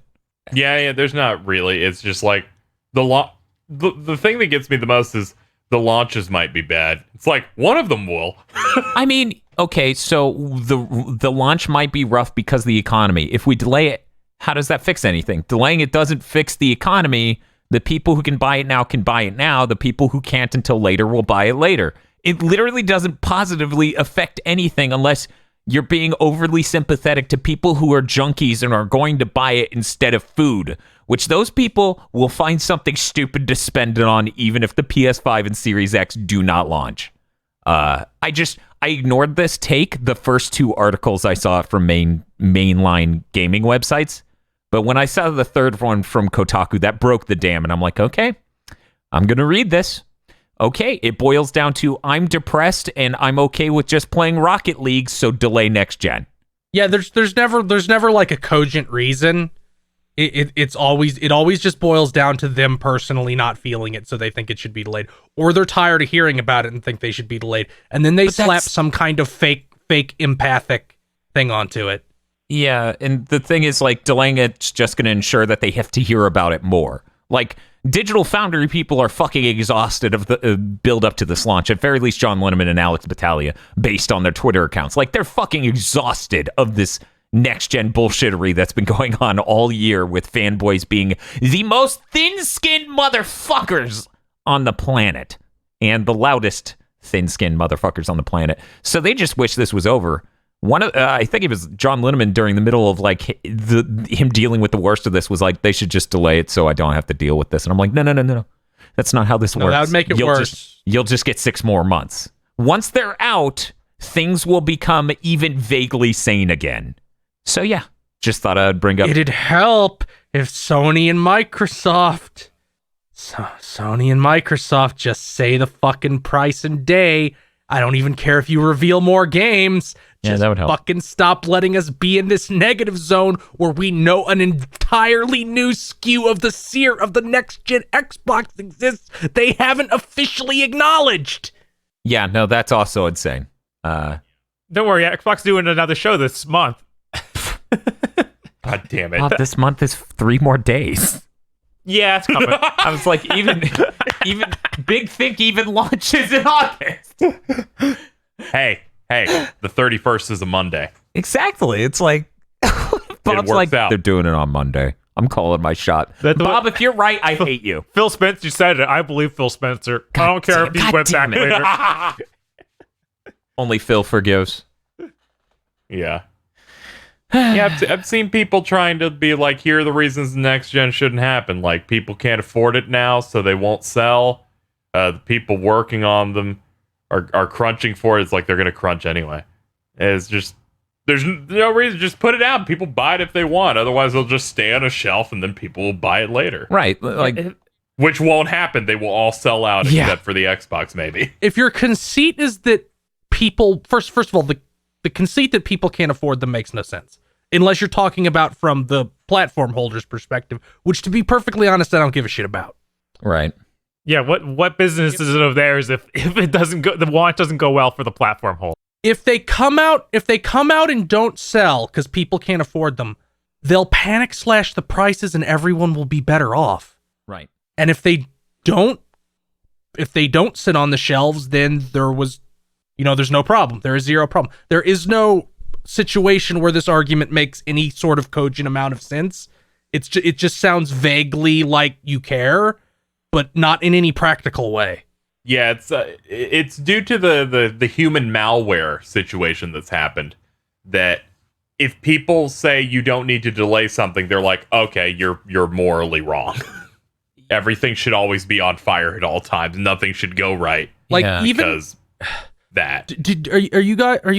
Y'all are aware that Black Friday is going to happen whether these consoles ship or not, right? Like if your concern is somebody getting sick going shopping, Right. And honestly, these consoles have less likelihood of that happening because I imagine retailers will probably do some sort of lottery plan for non-pre-orders specifically to prevent people's hanging around. I mean, also that, and you know how many product launches we've had this year? None of them had a meaningful impact. Like, you're going to tell me that you don't think some other product this year has shipped 6 million? That's stupid. There were other hyped products that released this year, just outside of gaming. The one argument we haven't brought up that I've seen people bring up, they need better launch rosters. One, I don't think that's the case at all with Sony. I think that's the problem with Series X. The only games they're launching that are exclusive by the end of this year is the Medium, as far as I know. Yakuza 6 exclusive next-gen version. Yes, the exclusive next-gen version of Like a Dragon, which is 7, isn't it? Oh, yeah, I guess it is. 7. Okay. I'm sure it will be significantly different than I'm really looking forward to that Digital Foundry video. The optimized for Series X Xbox One version.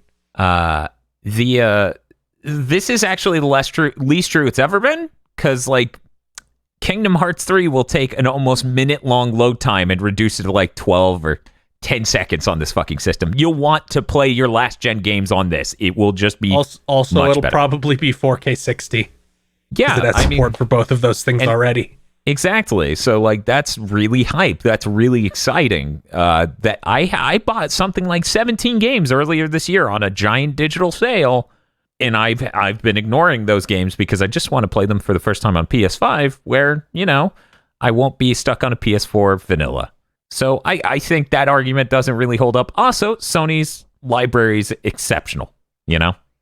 And my argument for playing last-gen games even better obviously applies to the Series X, where it is more likely to do that with more games, like all the games. All the games will run better. Universe.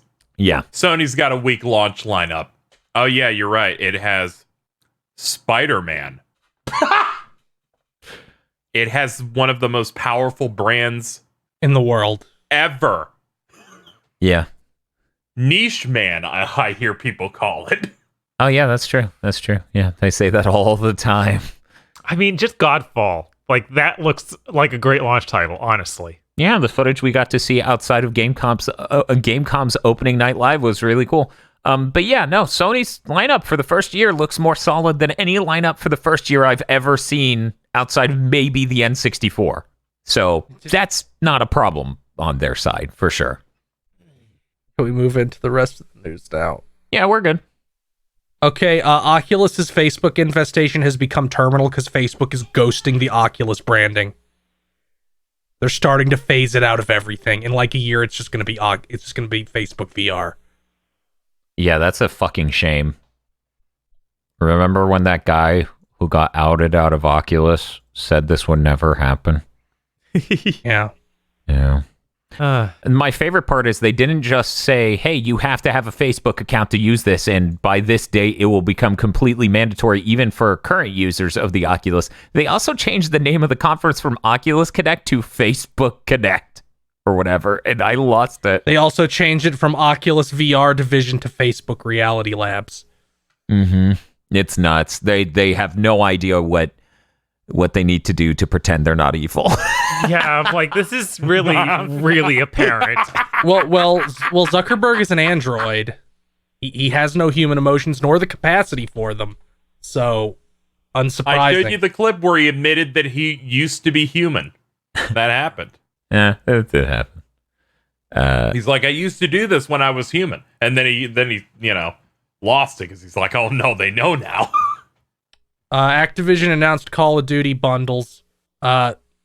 They're not actually doing the pay for cross-gen shit. Well, they sort of are, because it's a $10 upgrade. But they are doing the games are $70 now shit.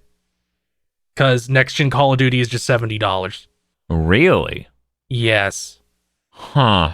I was actually pretty excited based on the trailer we got to see before Gamescom and the announcement we got at the same time as Gamescom of next-gen COD is running 4K 120 frames per second on the PS5. Like, that's pretty hype. $70 is a bit to swallow. Yeah. Unfortunately for me, I'm terminal with launch hype, so I'll do it. But god damn it. Yeah. Because I was watching a video, it's like, here's what each thing offers, and they're like, whatever, this will be out by the time the new consoles are out. You might as well just just get it on PS5 if you're really into it. Just wait for that. What's up, Bob? Just seeing, like, they have enough sway to actually be able to pull that, because of asking people to spend an extra $10 for Call of Duty. They'll do it. They're addicted. Just like NBA, like, these are the two companies that know they can do this. I mean, to be fair, Bob, hear me out. If they kept making good Dynasty Warriors, like top-tier Dynasty Warriors past 5, somehow they kept improving it. Right. Yeah, I'd probably be like $70 next gen. Yes, ma'am. Fuck. But open world. Luckily for me, they shit their pants pretty hard at least twice with Dynasty Warriors, and they don't make them that often anymore, so. They're still cleaning up. Yes, they are. That open world experiment was a mistake. Now my favorite news story of the week. I was going to say that exact thing about this. Starfox Grand Prix, that game that we heard about, was never real. It was a fake game Nintendo made up to sniff out leakers.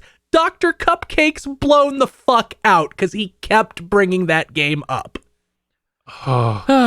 So, Really hilarious. great hilarious. news. Absolutely hilarious. But, man, I am more excited for that than anything Nintendo's actually announced. You see, that's the funniest one, because I saw people saying it was not real, but all those people saying it are Nintendo insiders. So really, it's just it's the snake eating its tail and falling into hell. Yeah, it's a shame it's not real. Yeah. But funny as hell I would that they just did be it. upset it wasn't F-Zero. I'm just like, you made... Because Star Fox is also an unpopular franchise they always Yeah, I fucked know. over. It's just Star Fox racing game. Like, it seemed like the most psychotic shit, but I'm like, sure, Nintendo would come up with this. That's probably why they did it, But because see, it sounds here's just stupid enough. Here's the thing, right? Like, Star Fox has a number of different vehicles, so you could do racing in a number of different vehicles. If you put the fuckers from F-Zero in an AT-AT looking thing and ask them to race, I'd be like, what have you fucking done? And you can put Captain Falcon in it. It's like that ending where it's like Fox's dad shows up in F-Zero. Yeah, as a human. Yeah. Anyway, Sam and Max, this time it's virtual, was announced. It might be a VR game? Because, The newest trailer makes it look very much as a VR game. Okay. Jeff Keighley confirmed it's VR. Okay, he confirmed it, then it's VR. Because it's like them talking specifically to you. Because it's them talking to you, and you're like the new freelance cop. So presumably there'll be a lot of jokes about them sending you into certain death, which is the kind of thing that Sam and Max happens. Now for the most disturbing news. Yeah, Phil, what the fuck is this? Okay, so Lord of the Rings Gollum, which we knew existed, finally got a teaser trailer. Yeah, they released pictures of this back in May. It's like a stealth thing. It's set before Lord of the Rings even, so it really doesn't fucking matter. But they said he'll have more hair to make him look more relatable and like less creepy. So now he just looks like he's balding and really upset about it and trying to hide it. What is he, Jason Alexander? It's dire. That's strange. Astoundingly dire. Did they say anything else new about this game? Because I feel like we should know more.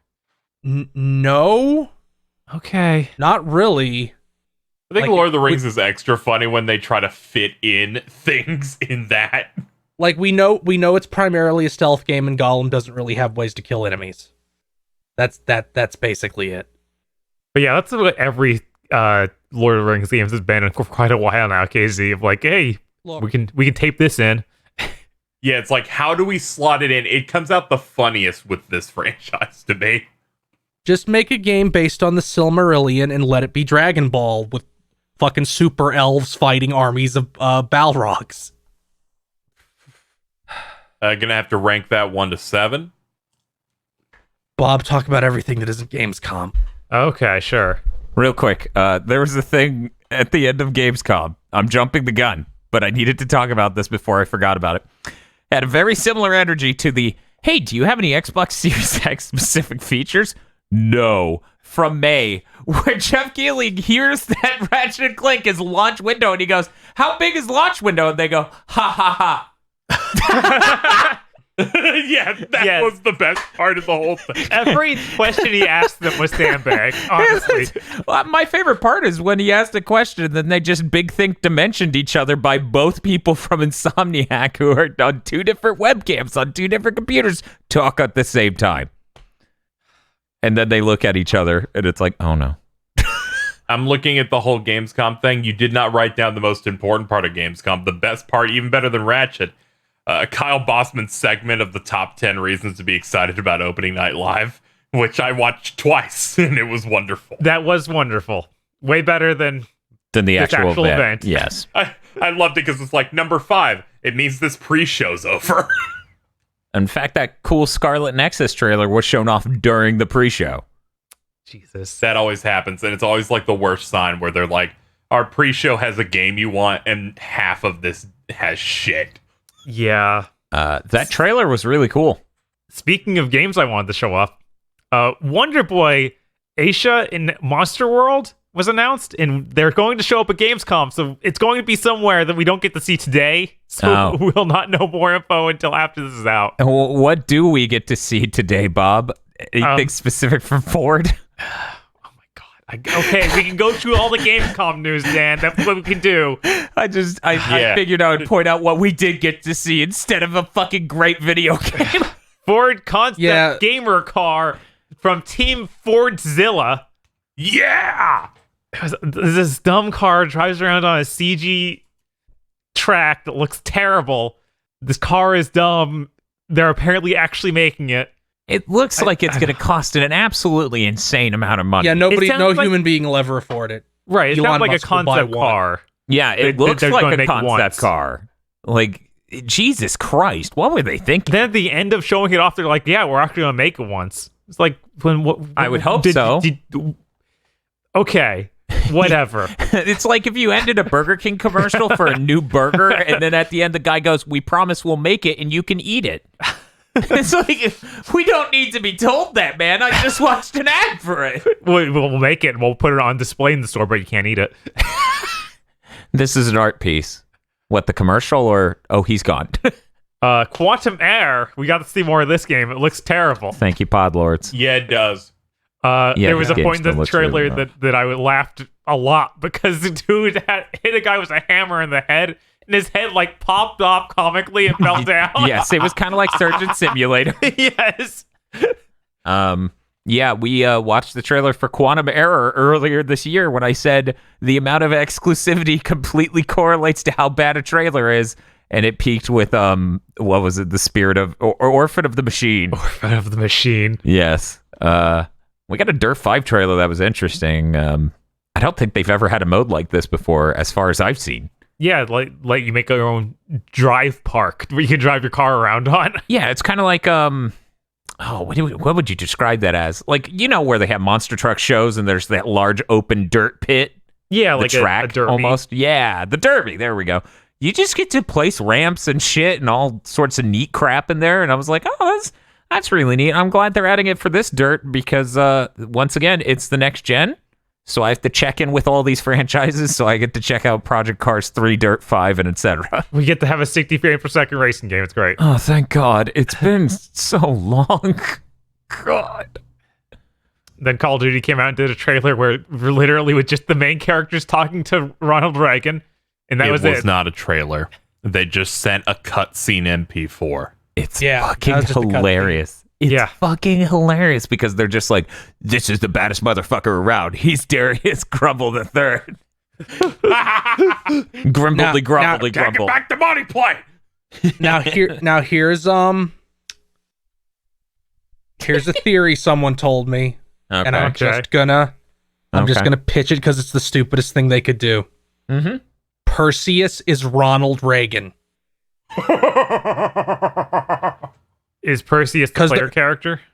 No, Perseus is the villain, is like the super Okay. badass Yeah. communist. But they say Perseus stole nuclear secrets from Los Alamos in 1943, and Ronald Reagan was there in 1943. Shut the fuck up. yes, This is- that would be really funny. I need to get this game now. See, here's the thing. This is Call of Duty. This is also Call of Duty Black Ops. They would absolutely do that. Yeah, the Black Ops Yeah, series is I real heard tough. this is the crackhead franchise. I want to shoot video game Ronald Reagan. You'll never get me. I'm president forever. Stop that. He's got a cyborg heart. Yeah, I'm gonna have to watch all the China, Illinois that features Ronald Reagan before playing this game, just so I have an extra layer of stroke. As it turns out, the bad guy is Ronald Reagan. This is I think this makes the most sense of next any Black one. Ops game after the first one, honestly. Yes, no, like during the fucking Gamescom stream, you can go and watch that stream archive, and I go, this is the most cogent plot a Black Ops has ever had. Please, just make a sequel to the first one. Everything else after that became so insane. Yeah, it's a cool thing that's what they're doing, you know? Yeah. Yeah, I'm glad, because if this was Black Ops whatever, right? I'd be like, that first one went crazy and up its own ass enough. I don't want to play a bunch of others to remotely understand this. But anyway, we should probably move on. We talked about COD enough. We got that Doom DLC trailer. That looked very slick. But Dan, what about Unknown 9? Well, I'm done talking about the Doom DLC trailer. Okay.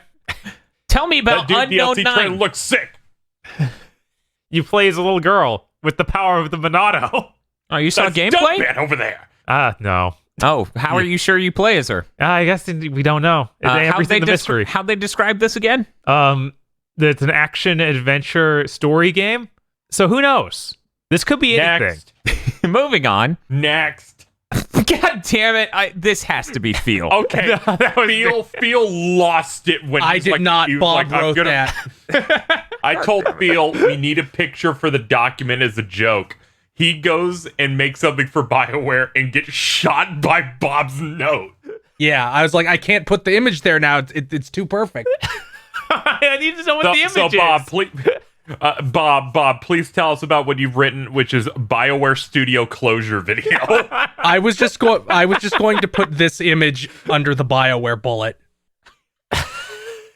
Wow, it's fucking nothing. Yeah, it's a video of BioWare saying that they're working on the new Dragon Age game and showing some beta footage that's super early, obviously, Dude. of everything. Dude, calling it beta Yeah, footage by and large is actually overselling it. Yeah, Most of this isn't anything. This is concept A footage. fourth of it is concept images shown, and then a fourth of it is here's people in the budget saving dimension that is prototyping gameplay dynamics. We have this guy fighting another guy. Also, we finished 3 rooms. Let's shove a camera through it. There we go. We're done. This game was announced how many years ago? 3? Well, 3 minus 4 months. So 2 years, 8 months, if our earlier conversation proves true. God. That's fucking nuts. That's fucking nuts. They shouldn't even be This is the talking. most psychotic news coming up. But yeah, as for Dragon Age, I miss when BioWare could quickly ship a game that made people go, I guess this is good enough. God. Yeah, that hasn't been true for minimum 6 years, debatably as long as 10. I feel so bad when I go onto like Facebook and see people I know being really excited for that, what they showed today. It's like, what's wrong with you? Hey man, they got to see anything. Yeah, it's just like, please. This is the problem. That's how the hype begins, right? They got to see a thing and then they assume everything's going to go fine and they're imagining if everything's great. Yeah, they have this extrapolation that all of that will become something perfect and pristine. It's like, I hope that game's great. that'd be Nothing shown here gives me any level of confidence in BioWare's been on a bad track as Phil phrased it, maybe 10 years. Yeah. Moving on. Doc Brown came out and announced Surgeon Simulator 2's launch, Which was today. Yeah. Which was today. Why? Why did Xehanort show up for Surgeon Simulator? I don't know. That was I have no idea why specifically him as Doc Brown. It just seemed very dumb. Yeah, it was. I was waiting for it to be some weird tie-in with something else they were doing, but no, that was just that was the bit. Was seemingly no connection to the game. See, this is great because Like this when is Jeff gets the Muppets. this right? has increased my realm of possibilities that I can entertain, right? Uh-huh. And I'm like, some rich indie to announce their next game is just going to pay Gary Busey to take the stage and talk about how he's actually real-life Gary Busey for 6 minutes and then abruptly announce, like, Fez 2. And then leave the stage. And then Fez 2 is canceled because someone called him Bill Bish. Bridge Constructor The Walking Dead is happening. No, you said enough. You didn't even just say happening. We were subjected to an incredibly long trailer made from motion comic videos of World of Warcraft expansion, and it's a ton of lore about Uther when he dies and how they took. It's so boring and stupid. It's so bad. It's unreal. It just keeps going. Like, I was more positive It about might be one of the worst things this entire summer. I think I was more positive about the Pandaren expansion promotional material. That's how bad this was. It's like, Why even let this in the show? It's way too long to be in this. it was insanely long. and then they go to gameplay. I still think it was longer than the Diablo 4 trailer. That had budget. I'll find out. I'm going to find out because I need to know how they hurt And me. that at least counterbalances it by having budget, right? And introducing a villain I care about. But once again, I'm not a WoW person, so. Here, I'm just gonna run through all the reasons this is terrible. Even for me, who is someone who played WoW and is theoretically still a target, like a sleeper agent. Okay, one, this was too fucking long. It was like 4 times longer than it should have been. 2, it was a motion comic when even the fucking Mists of Pandaria expansion got a full CG thing, which makes me think they're not doing so hot money-wise. 3, it's focused around characters that have been dead forever. It doesn't feel cool. It just feels desperate. It feels double desperate since players are the ones who killed Arthas. He was a raid boss and died. And there's this stupid thing of, actually, as soon as you guys left, an angel came, Uther became an angel and dropped him into the maw. Also, his sword has runes from some new villain, even though just like an orc warlock made it. It's fucking the Blizzard writing syndrome again. Shocking It's just everyone. so uninteresting and bad. Just really dire. We were questioning whether or not it was longer than the Diablo 4 reveal, which was CG. So someone actually paid money on that one. That was 9 minutes and 21 seconds. This was 6 minutes and 52. It felt like an hour. It felt like Yeah, an hour. Yeah, it felt like an eternity. But almost 7 minutes, and then they cut the gameplay, and the gameplay is 40 seconds long. Well, WoW looks like WoW. Like I said when we streamed it. Yeah, bad. They showed areas and enemies, and I could not. There's nothing about them that looks like New. distinct. Yeah, also, this thing had the pacing of a really, like, the world's worst Overwatch reveal character motion graphic. Motion comic. It was dire. Its dialogue was no really Overwatch sloppy. thing motion graphic goes even that long. This felt like it had 18-second acts. This was the cats don't dance of video game motion comic trailers. I'm gonna go ahead and say this: don't insult cats, don't dance. Yeah. We gotta move on. Bob, tell me about Warhammer Age of Sigmar noun, which I noticed No, you put you a space remembered. between the nouns. I'm pretty sure that's one word. Oh, is it? I'm pretty sure noun is one word. It is in fact one Storm word. ground is one word. Okay. Yeah, that's why I called it noun because that's stupid. Anyway, Warhammer Age of Sigmar Stormground. It's a CG trailer of Warhammer stuff. I have no idea what this game is. Next. Bob, tell me about Crash Bandicoot 4 It's About Time flashback tapes. The flashback tapes are levels you find. Like, you get these tapes in the real levels, and these are like super tough levels you can play after you find them.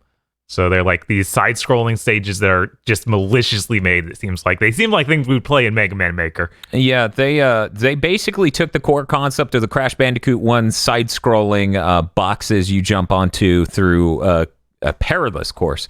And the concept of the death routes or death run sort of secret areas, and they combined it into this nightmare version of the thing from Crash 1. So that is I think they even said that it's fucking cool. To even get the tape, you have to survive the whole stage. Like, you can't die once. Yeah, that's a thing in older Smash crashes where you have to not die leading up to a thing to reach a secret area. Jeez. Yeah. We just watch the levels happen in the background. I'm like, I'm getting mad.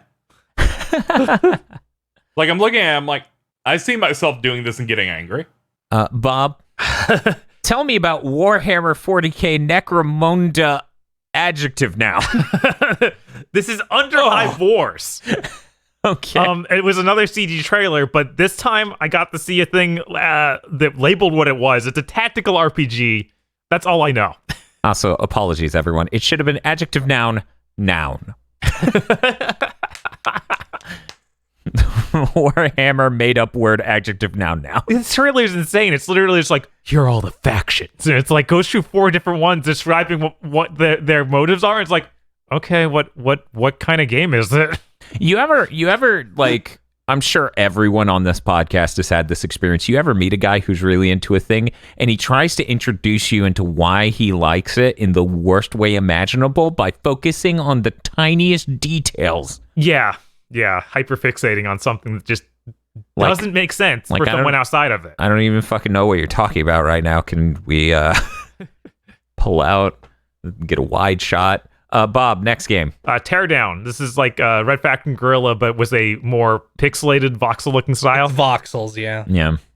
So you can... It seems the whole thing is just going around wreaking havoc in a small town, like running trucks through buildings, lighting things on fire. It seems to have fire simulation. I think the point is to make a path for the truck to get through the town. Oh, is that what's happening? Because it said make the most efficient path during the trailer. So that he made Blast Core. Whoop-de-fucking-do. I don't know. Blast Core's raw. Blast Core is raw. That was a very exciting launch game for the N64. Right, like launch window. Is a test of new console specs. Blast Core makes a lot of sense. Yes. So I'm down for that. I mean, it seems neat. Then we got Sims 4. Star Wars Journey to Batu. Next. They had a lot of content in this. Yeah, there's that was ton a of surprising thing with it, really, that it was just a ton of Star Wars stuff. Yeah, it's like $180 or something. I'm just very thinking. excited. I'm just thinking of the Sims DLC pack is always insane. Yeah.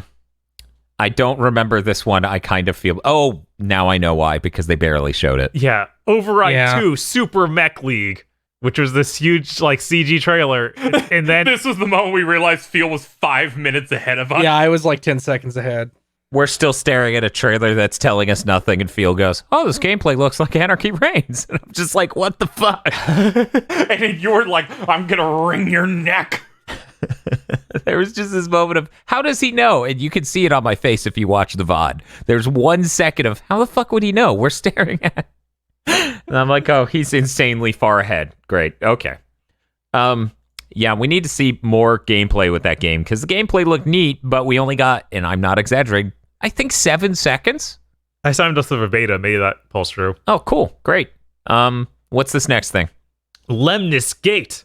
It's a turn-based first-person shooter, which weird time loop mechanic. The trailer was really bad at portraying how this works. Mm-hmm. I think the deal is it's a multiplayer versus game, but you're constantly like doing a cycle of 30 seconds before you do it again and altering time. Like, I don't know. Like, weird. Like you take your turn of 25 seconds, then like your opponent does the thing, and you try to disrupt their loop, and Yeah, I could have sworn time. a game already came out with this concept in the last year. Maybe that's the same game. It just got delayed. I don't know. Or name changed, because I think I would have remembered if it was this exact name. But chat, comment section. People in the comments, let me know if this seems incredibly similar to a game that came out in the last year. Because I swear Can I heard get some hooplas in the comments. I swear I heard Jeff Gerstmann talk about this exact style of game. This next game is the most fucking... I had no reaction the whole time. Bob. What's up? Struggling? Struggling is a hideous game where you travel as a flesh man with 2 arms as his primary way of moving around. It's 2D platformer, and it's gross. It looks like it's just Booger Man for the new gen. Oh yeah, we talked about this last week. Did we really? Ugh. That's the thing from last week. It was in that list of every bad indie game where it was like Struggling and her period or whatever the fuck those names were. Yeah. Under something. Anyways, that game looks gross. I'm sure it's for someone it ain't me. We had Age of Empires 3 Definitive Edition shown off. I like Age of Empires 3. Yeah. Cool. Sounds fun. Good strategy game. Satan announced a new season of Fall Guys and showed off the new devices in hell. Oh my lord, where it's like you have to, it's little castles that you have to jump in platforming to get to the other side. But you have to like move platforms. But this is totally a game you do in the first round, so it's doomed. Yeah. It's still not eggs. It's fine as long as it isn't eggs. Please calm down about the eggs. No. Every Fall Guys conversation doesn't need to involve the one game of the 26. And yet it's the pinnacle. How often I got it. If only the game realized that. I have not played the egg game in the last 40 games of Fall Guys. It feels cursed. They patched it to reduce it showing up. Thank God. Thank God. Okay. They also have a variation of this castle stuff that's the Ring team game, which is dope. Can we get some hooplas in chat? Can we get some... Hoopla. Dan, quit throwing the barrel outside the ring. The medieval aesthetic looks really nice in this. This looks so much better aesthetically and everything else than the launch game. It also looks more involved than the launch levels. That's kind of nuts. It's very exciting, even though I hate this video That was the moment game. I'm like, this game's, they're doing it. They're gonna keep this momentum. I can feel it. Not even counting any microtransactions, they've apparently already sold 7 million, so they have fucking money. 7 million on Steam, and it's the most played. Steam? Yeah, on PC. PlayStation Plus, it is the most downloaded PlayStation Plus game ever. Globally. We might be looking at what kills Fortnite. No. Mm-mm. We're looking at another Titan. We're looking at a Titan that will rise to do battle atop PUBG's useless corpse. Yeah. But yeah, 7 million PC play, because it's topping the charts twice, because there's 2 SKUs on Steam. And that's kind of funny. Yeah. But yeah, that game's cool. It's funny we had the Call of Duty trailer that, was just a cutscene, and then they showed a VR military game that looked a lot more appealing. A really good cut trailer for Medal of Honor Above and Beyond. Yeah, this is surprising. They come out and have Vince Zampella, the head of that studio, Respawn. Yep. Talk about in very serious tone how this is respecting the veterans. I don't think he used the word respect. I think the exact phrasing was we went and talked to veterans about a lot of the stories they had to share while serving while in the service and all these things. And you hear that, right? And you think this is gonna be really serious. Story. Yeah, super serious. Talk that's about what tragedy. Medal of Honor does, right? Like the whole thing was them getting in veterans to vet the game and its accuracy back in the day. So that seems to have warped slightly. This seems like Fast and the Furious. I don't know. Medal of Honor, Airborne is already kind of like this, where it's like, oh yeah, and then the Nazi who has body armor that makes him immune to rocket launchers shows up. Yeah, this isn't anime enough to be Fast and the Furious. There's a real Wahoo crazy stuff grenades where they don't go machine gun people, and It has throw the a knife like a Tarantino crazy. energy. Yeah. That's it's really cool, really funny. I thought that was a really solid trailer. The next thing Bob had to write news for because the fucking trailer itself didn't give us this information. Yeah, the trailer they released for this was insane. These idiots. But we got to listen to Richard Ledbetter gush about Turrican, and we also got to listen to Yuzo Koshiro gush about Turrican. They announced, separately and vaguely implied here, kind of, Turrican Anthology Volume 1 and 2, which is coming to the PS4 and Switch. Volume 1 has Turrican, Amiga. Turrican 2, Amiga. Super Turrican, SNES. This is the one you want. Super Turrican, Director's Cut, SNES. That you probably also want that. Mega Turrican Score Attack. What is with those other two words? Why are they in that sentence? Mega Drive. So that's Volume 1. Volume 2, Turrican 3. I have no idea. Mega Turrican. Yeah, it's probably all right. Seems a lot like Super Turrican as far as I know, but whatever. Mega Turrican Director's Cut. Super Turrican 2 for the SNES. You do not want this. You do not want this. This is a dud. They are stuffing a dud in there. I don't know anyone who loves Super Turrican 2. Its music isn't even as good as Super Turrican 1. Anyway, Super Turrican 1 Score Attack. What the hell is this? Yeah, they and this is the split SNES one. They split these up in the weirdest way. Oh yeah, no, they don't want people who want SNES or Genesis to buy one or the other. No, but they stuck all the Amiga shit on. Oh, that's not true. They didn't. They stuck Turrican 3 for the Amiga on the other thing. Yeah, and then the weird part is Super Turrican Regular is on part 1, but if you want the Score Attack, you have to buy Volume 2. What? So that's so smart. Nothing says how distinctly European Turrican is as the first thing I see on my Twitter feed after this is Modern Vintage Gamer talking about how this is screwed up, that they did it as 2 different volumes, but also he bought them. He bought the collector's edition. Yeah, there's a €200 collector edition of this game. Damn. Yeah. Hot damn. Super Turrican one's worth checking out. This is not a great way to check out Turrican. It seems like you would only buy this if you were a hardcore Turrican fan or just really wanted a lot of retro games officially. Just buy the Super NT. You get Super Turrican Director's Cut. That's easy true. to do, right? That's true. You not only get that, you get Super Turrican 2. Ooh. You get both of those with the Super NT. And yeah, your money's better going towards the Super NT, so get that. So yeah, that trailer didn't tell us any of that shit. It just had a bunch of people gush about Turrican, and then it was like, Turrican, it's happening. Next we got Destiny 2 Beyond Light. Cool ice powers. I'm hyped. They called it Dark Power Stasis or whatever. Yeah, they did. Yeah, it seemed neat. Yeah, you're using the darkness now. I saw the triangles. They're the dark ships. Shax said something, so I was happy. He's like, go get them. Shax is really good. I like ice powers, so I'm excited. It's really tragic Cade 6 had to die so we could go free to play. Is it? No. He was one of the few appealing parts of Destiny 1, so yeah, it was a bit of a sad moment. No, what you mean? What you mean is he was an appealing part of Destiny 1, the Forsaken King. There you go. In the original Destiny 1, you don't even notice him. He stands there. You see, one, it's the Taken King. 2, I bought it when it was bundled with it, so I was immediately... Yeah, the Awoken King. What did I say? It's the Avowed King, jackass. What's the next game we're talking about? This is a reminder real quick before we move on. When they come out with Beyond Light, they are stuffing about 40% of the content in that game or something around there into a vault, so you can't play it. So if you were ever interested in what Destiny 2 was, even vaguely, even though they shuffled things around a lot by now, you should probably check out Destiny 2 ASAP.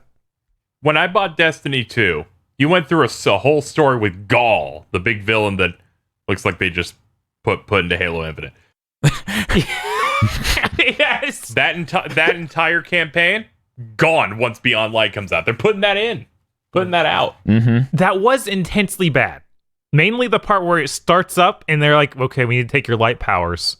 Okay, you get them back in like 5 minutes. They tried to do the AAA cinematic game and you're like, you're crawling around because you're all beat up. Which is really funny because there is no doubt in my mind that Joseph Statten's original script for Destiny 1 was a good AAA game script, not that.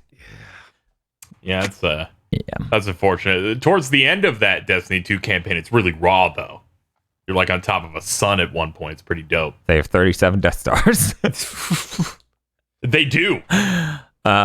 Ratchet & Clank Rift Apart. You're just like John Linneman saying Ghost of Tsushima. Honestly, not as powerful a title as Into the Asshole, which they did as the last PS3 game. Could you feel? It's called Into the Nutsack. Ratchet and Clank. Clank has a big cock in this one. It doesn't really have the same pop as that PS2 game, Ratchet and Clank 3, Ratchet's Huge Nuts.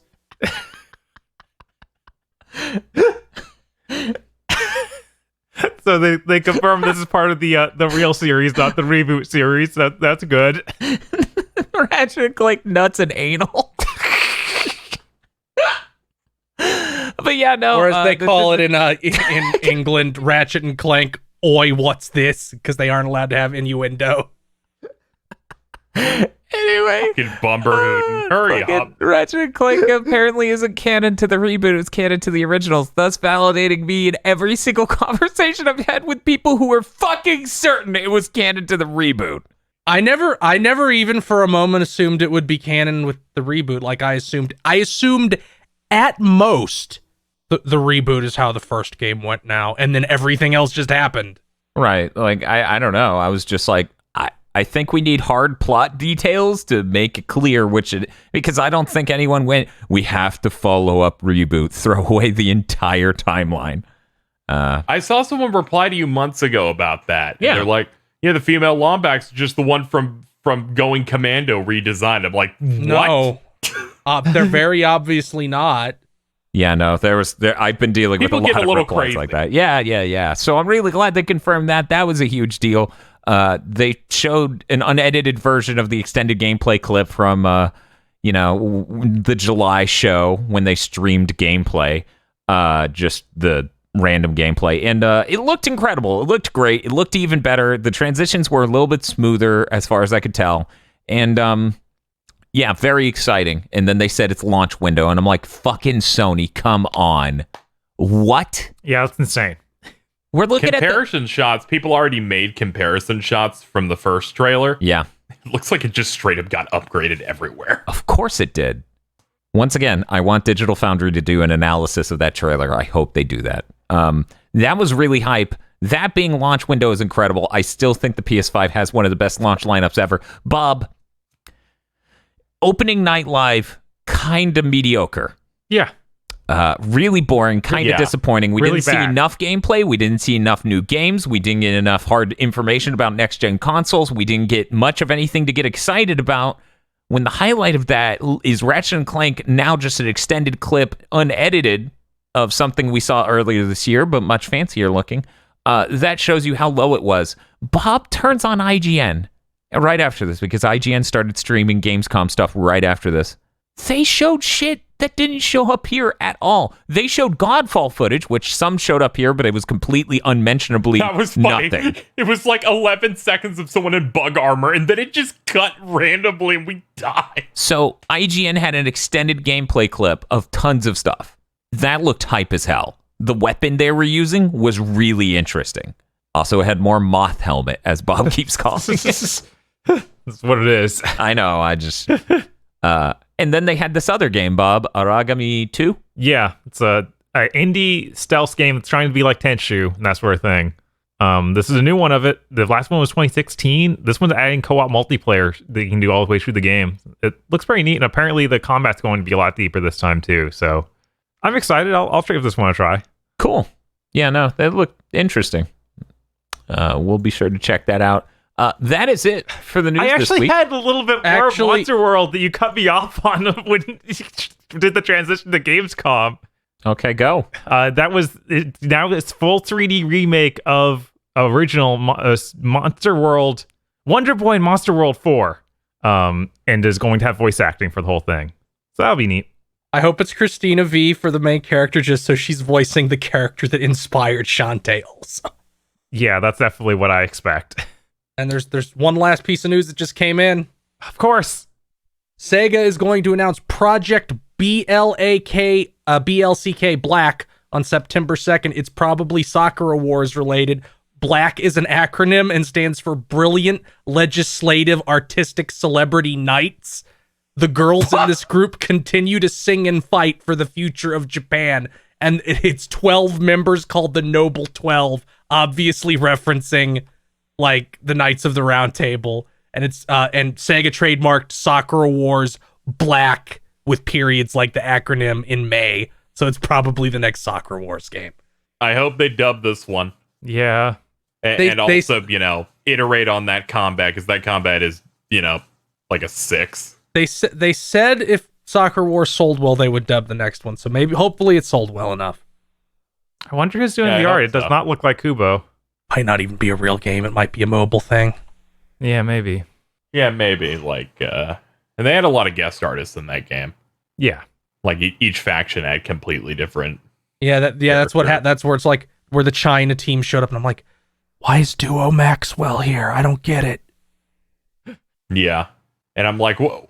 Here's the chivalrous knights. What are they? It's like person who draws sword art online. I think there was one that's like, it's the guy who did Oh My Goddess. Yes. Okay, so that's news this week in Big Think Dimension. KZ, what do you have going on in the next week? I don't know. Pass. Hey, Phil, what do you have going on in the next week? I'll be streaming that Paper Mario mod until completion, and then I'll do something else. The fun thing about this is we always record this right before Friday, which is the single most impactful day of our week, so we never know. But I'll go ahead and say, we streamed Spider-Man on PS4 last Friday, and we may have hit our stream goal of Sunset Overdrive. We don't know. We don't know. We don't know. It's a perfect fucking stream goal, though. Jesus Christ. You're doomed. I mean, it'll be way better than Untold Legends Dark Kingdom. You're right. You're not as doomed. You're not as doomed. Wait a second. One moment. You're the guy who said that one would be better than the PSP one. I think you just cursed us again. Maybe. Oh, no! You're doomed. It's somehow 18 hours long, and every single line of dialogue involves Reddit. My God. I expect it to be better, but there'll be lots of parts where Bob goes, like he does sometimes. You're going to shoot a bunch of enemies, and then the main character's like, hope this gets me a lot of upvotes. Yeah, the humor's going to actually be dialogue. You're going to die because Yuri Lowenthal's voices Spider-Man and the main character of Sunset Overdrive. Oh my God. That's what made that funny, where it's like they just brought him back after Sunset Overdrive. And they're like, we don't want to hire him, but he was perfect. That's amazing. Yeah, you're double doomed. Oh, fuck. Oh. Thank you for listening to this episode of the Big Think Dimension.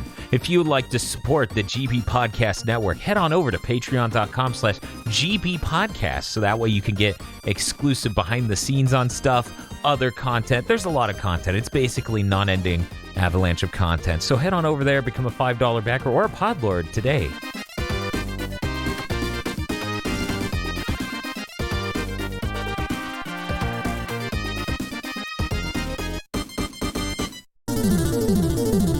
This month's GigaBoots videos have erupted into reality thanks to the money magic of our executive producers. Esme, Nicholas Cameron, E. Lee Broyles, Starfalcon, Spaceman Spiff, Danny Richardson, Red Blaze 27, They Podlord Now, and local himbo Adam Admar. Thank you very much to our executive producers. And also these guys. If you want to become powerful like our executive producers, you can head on over to patreon.com/gigaboots today.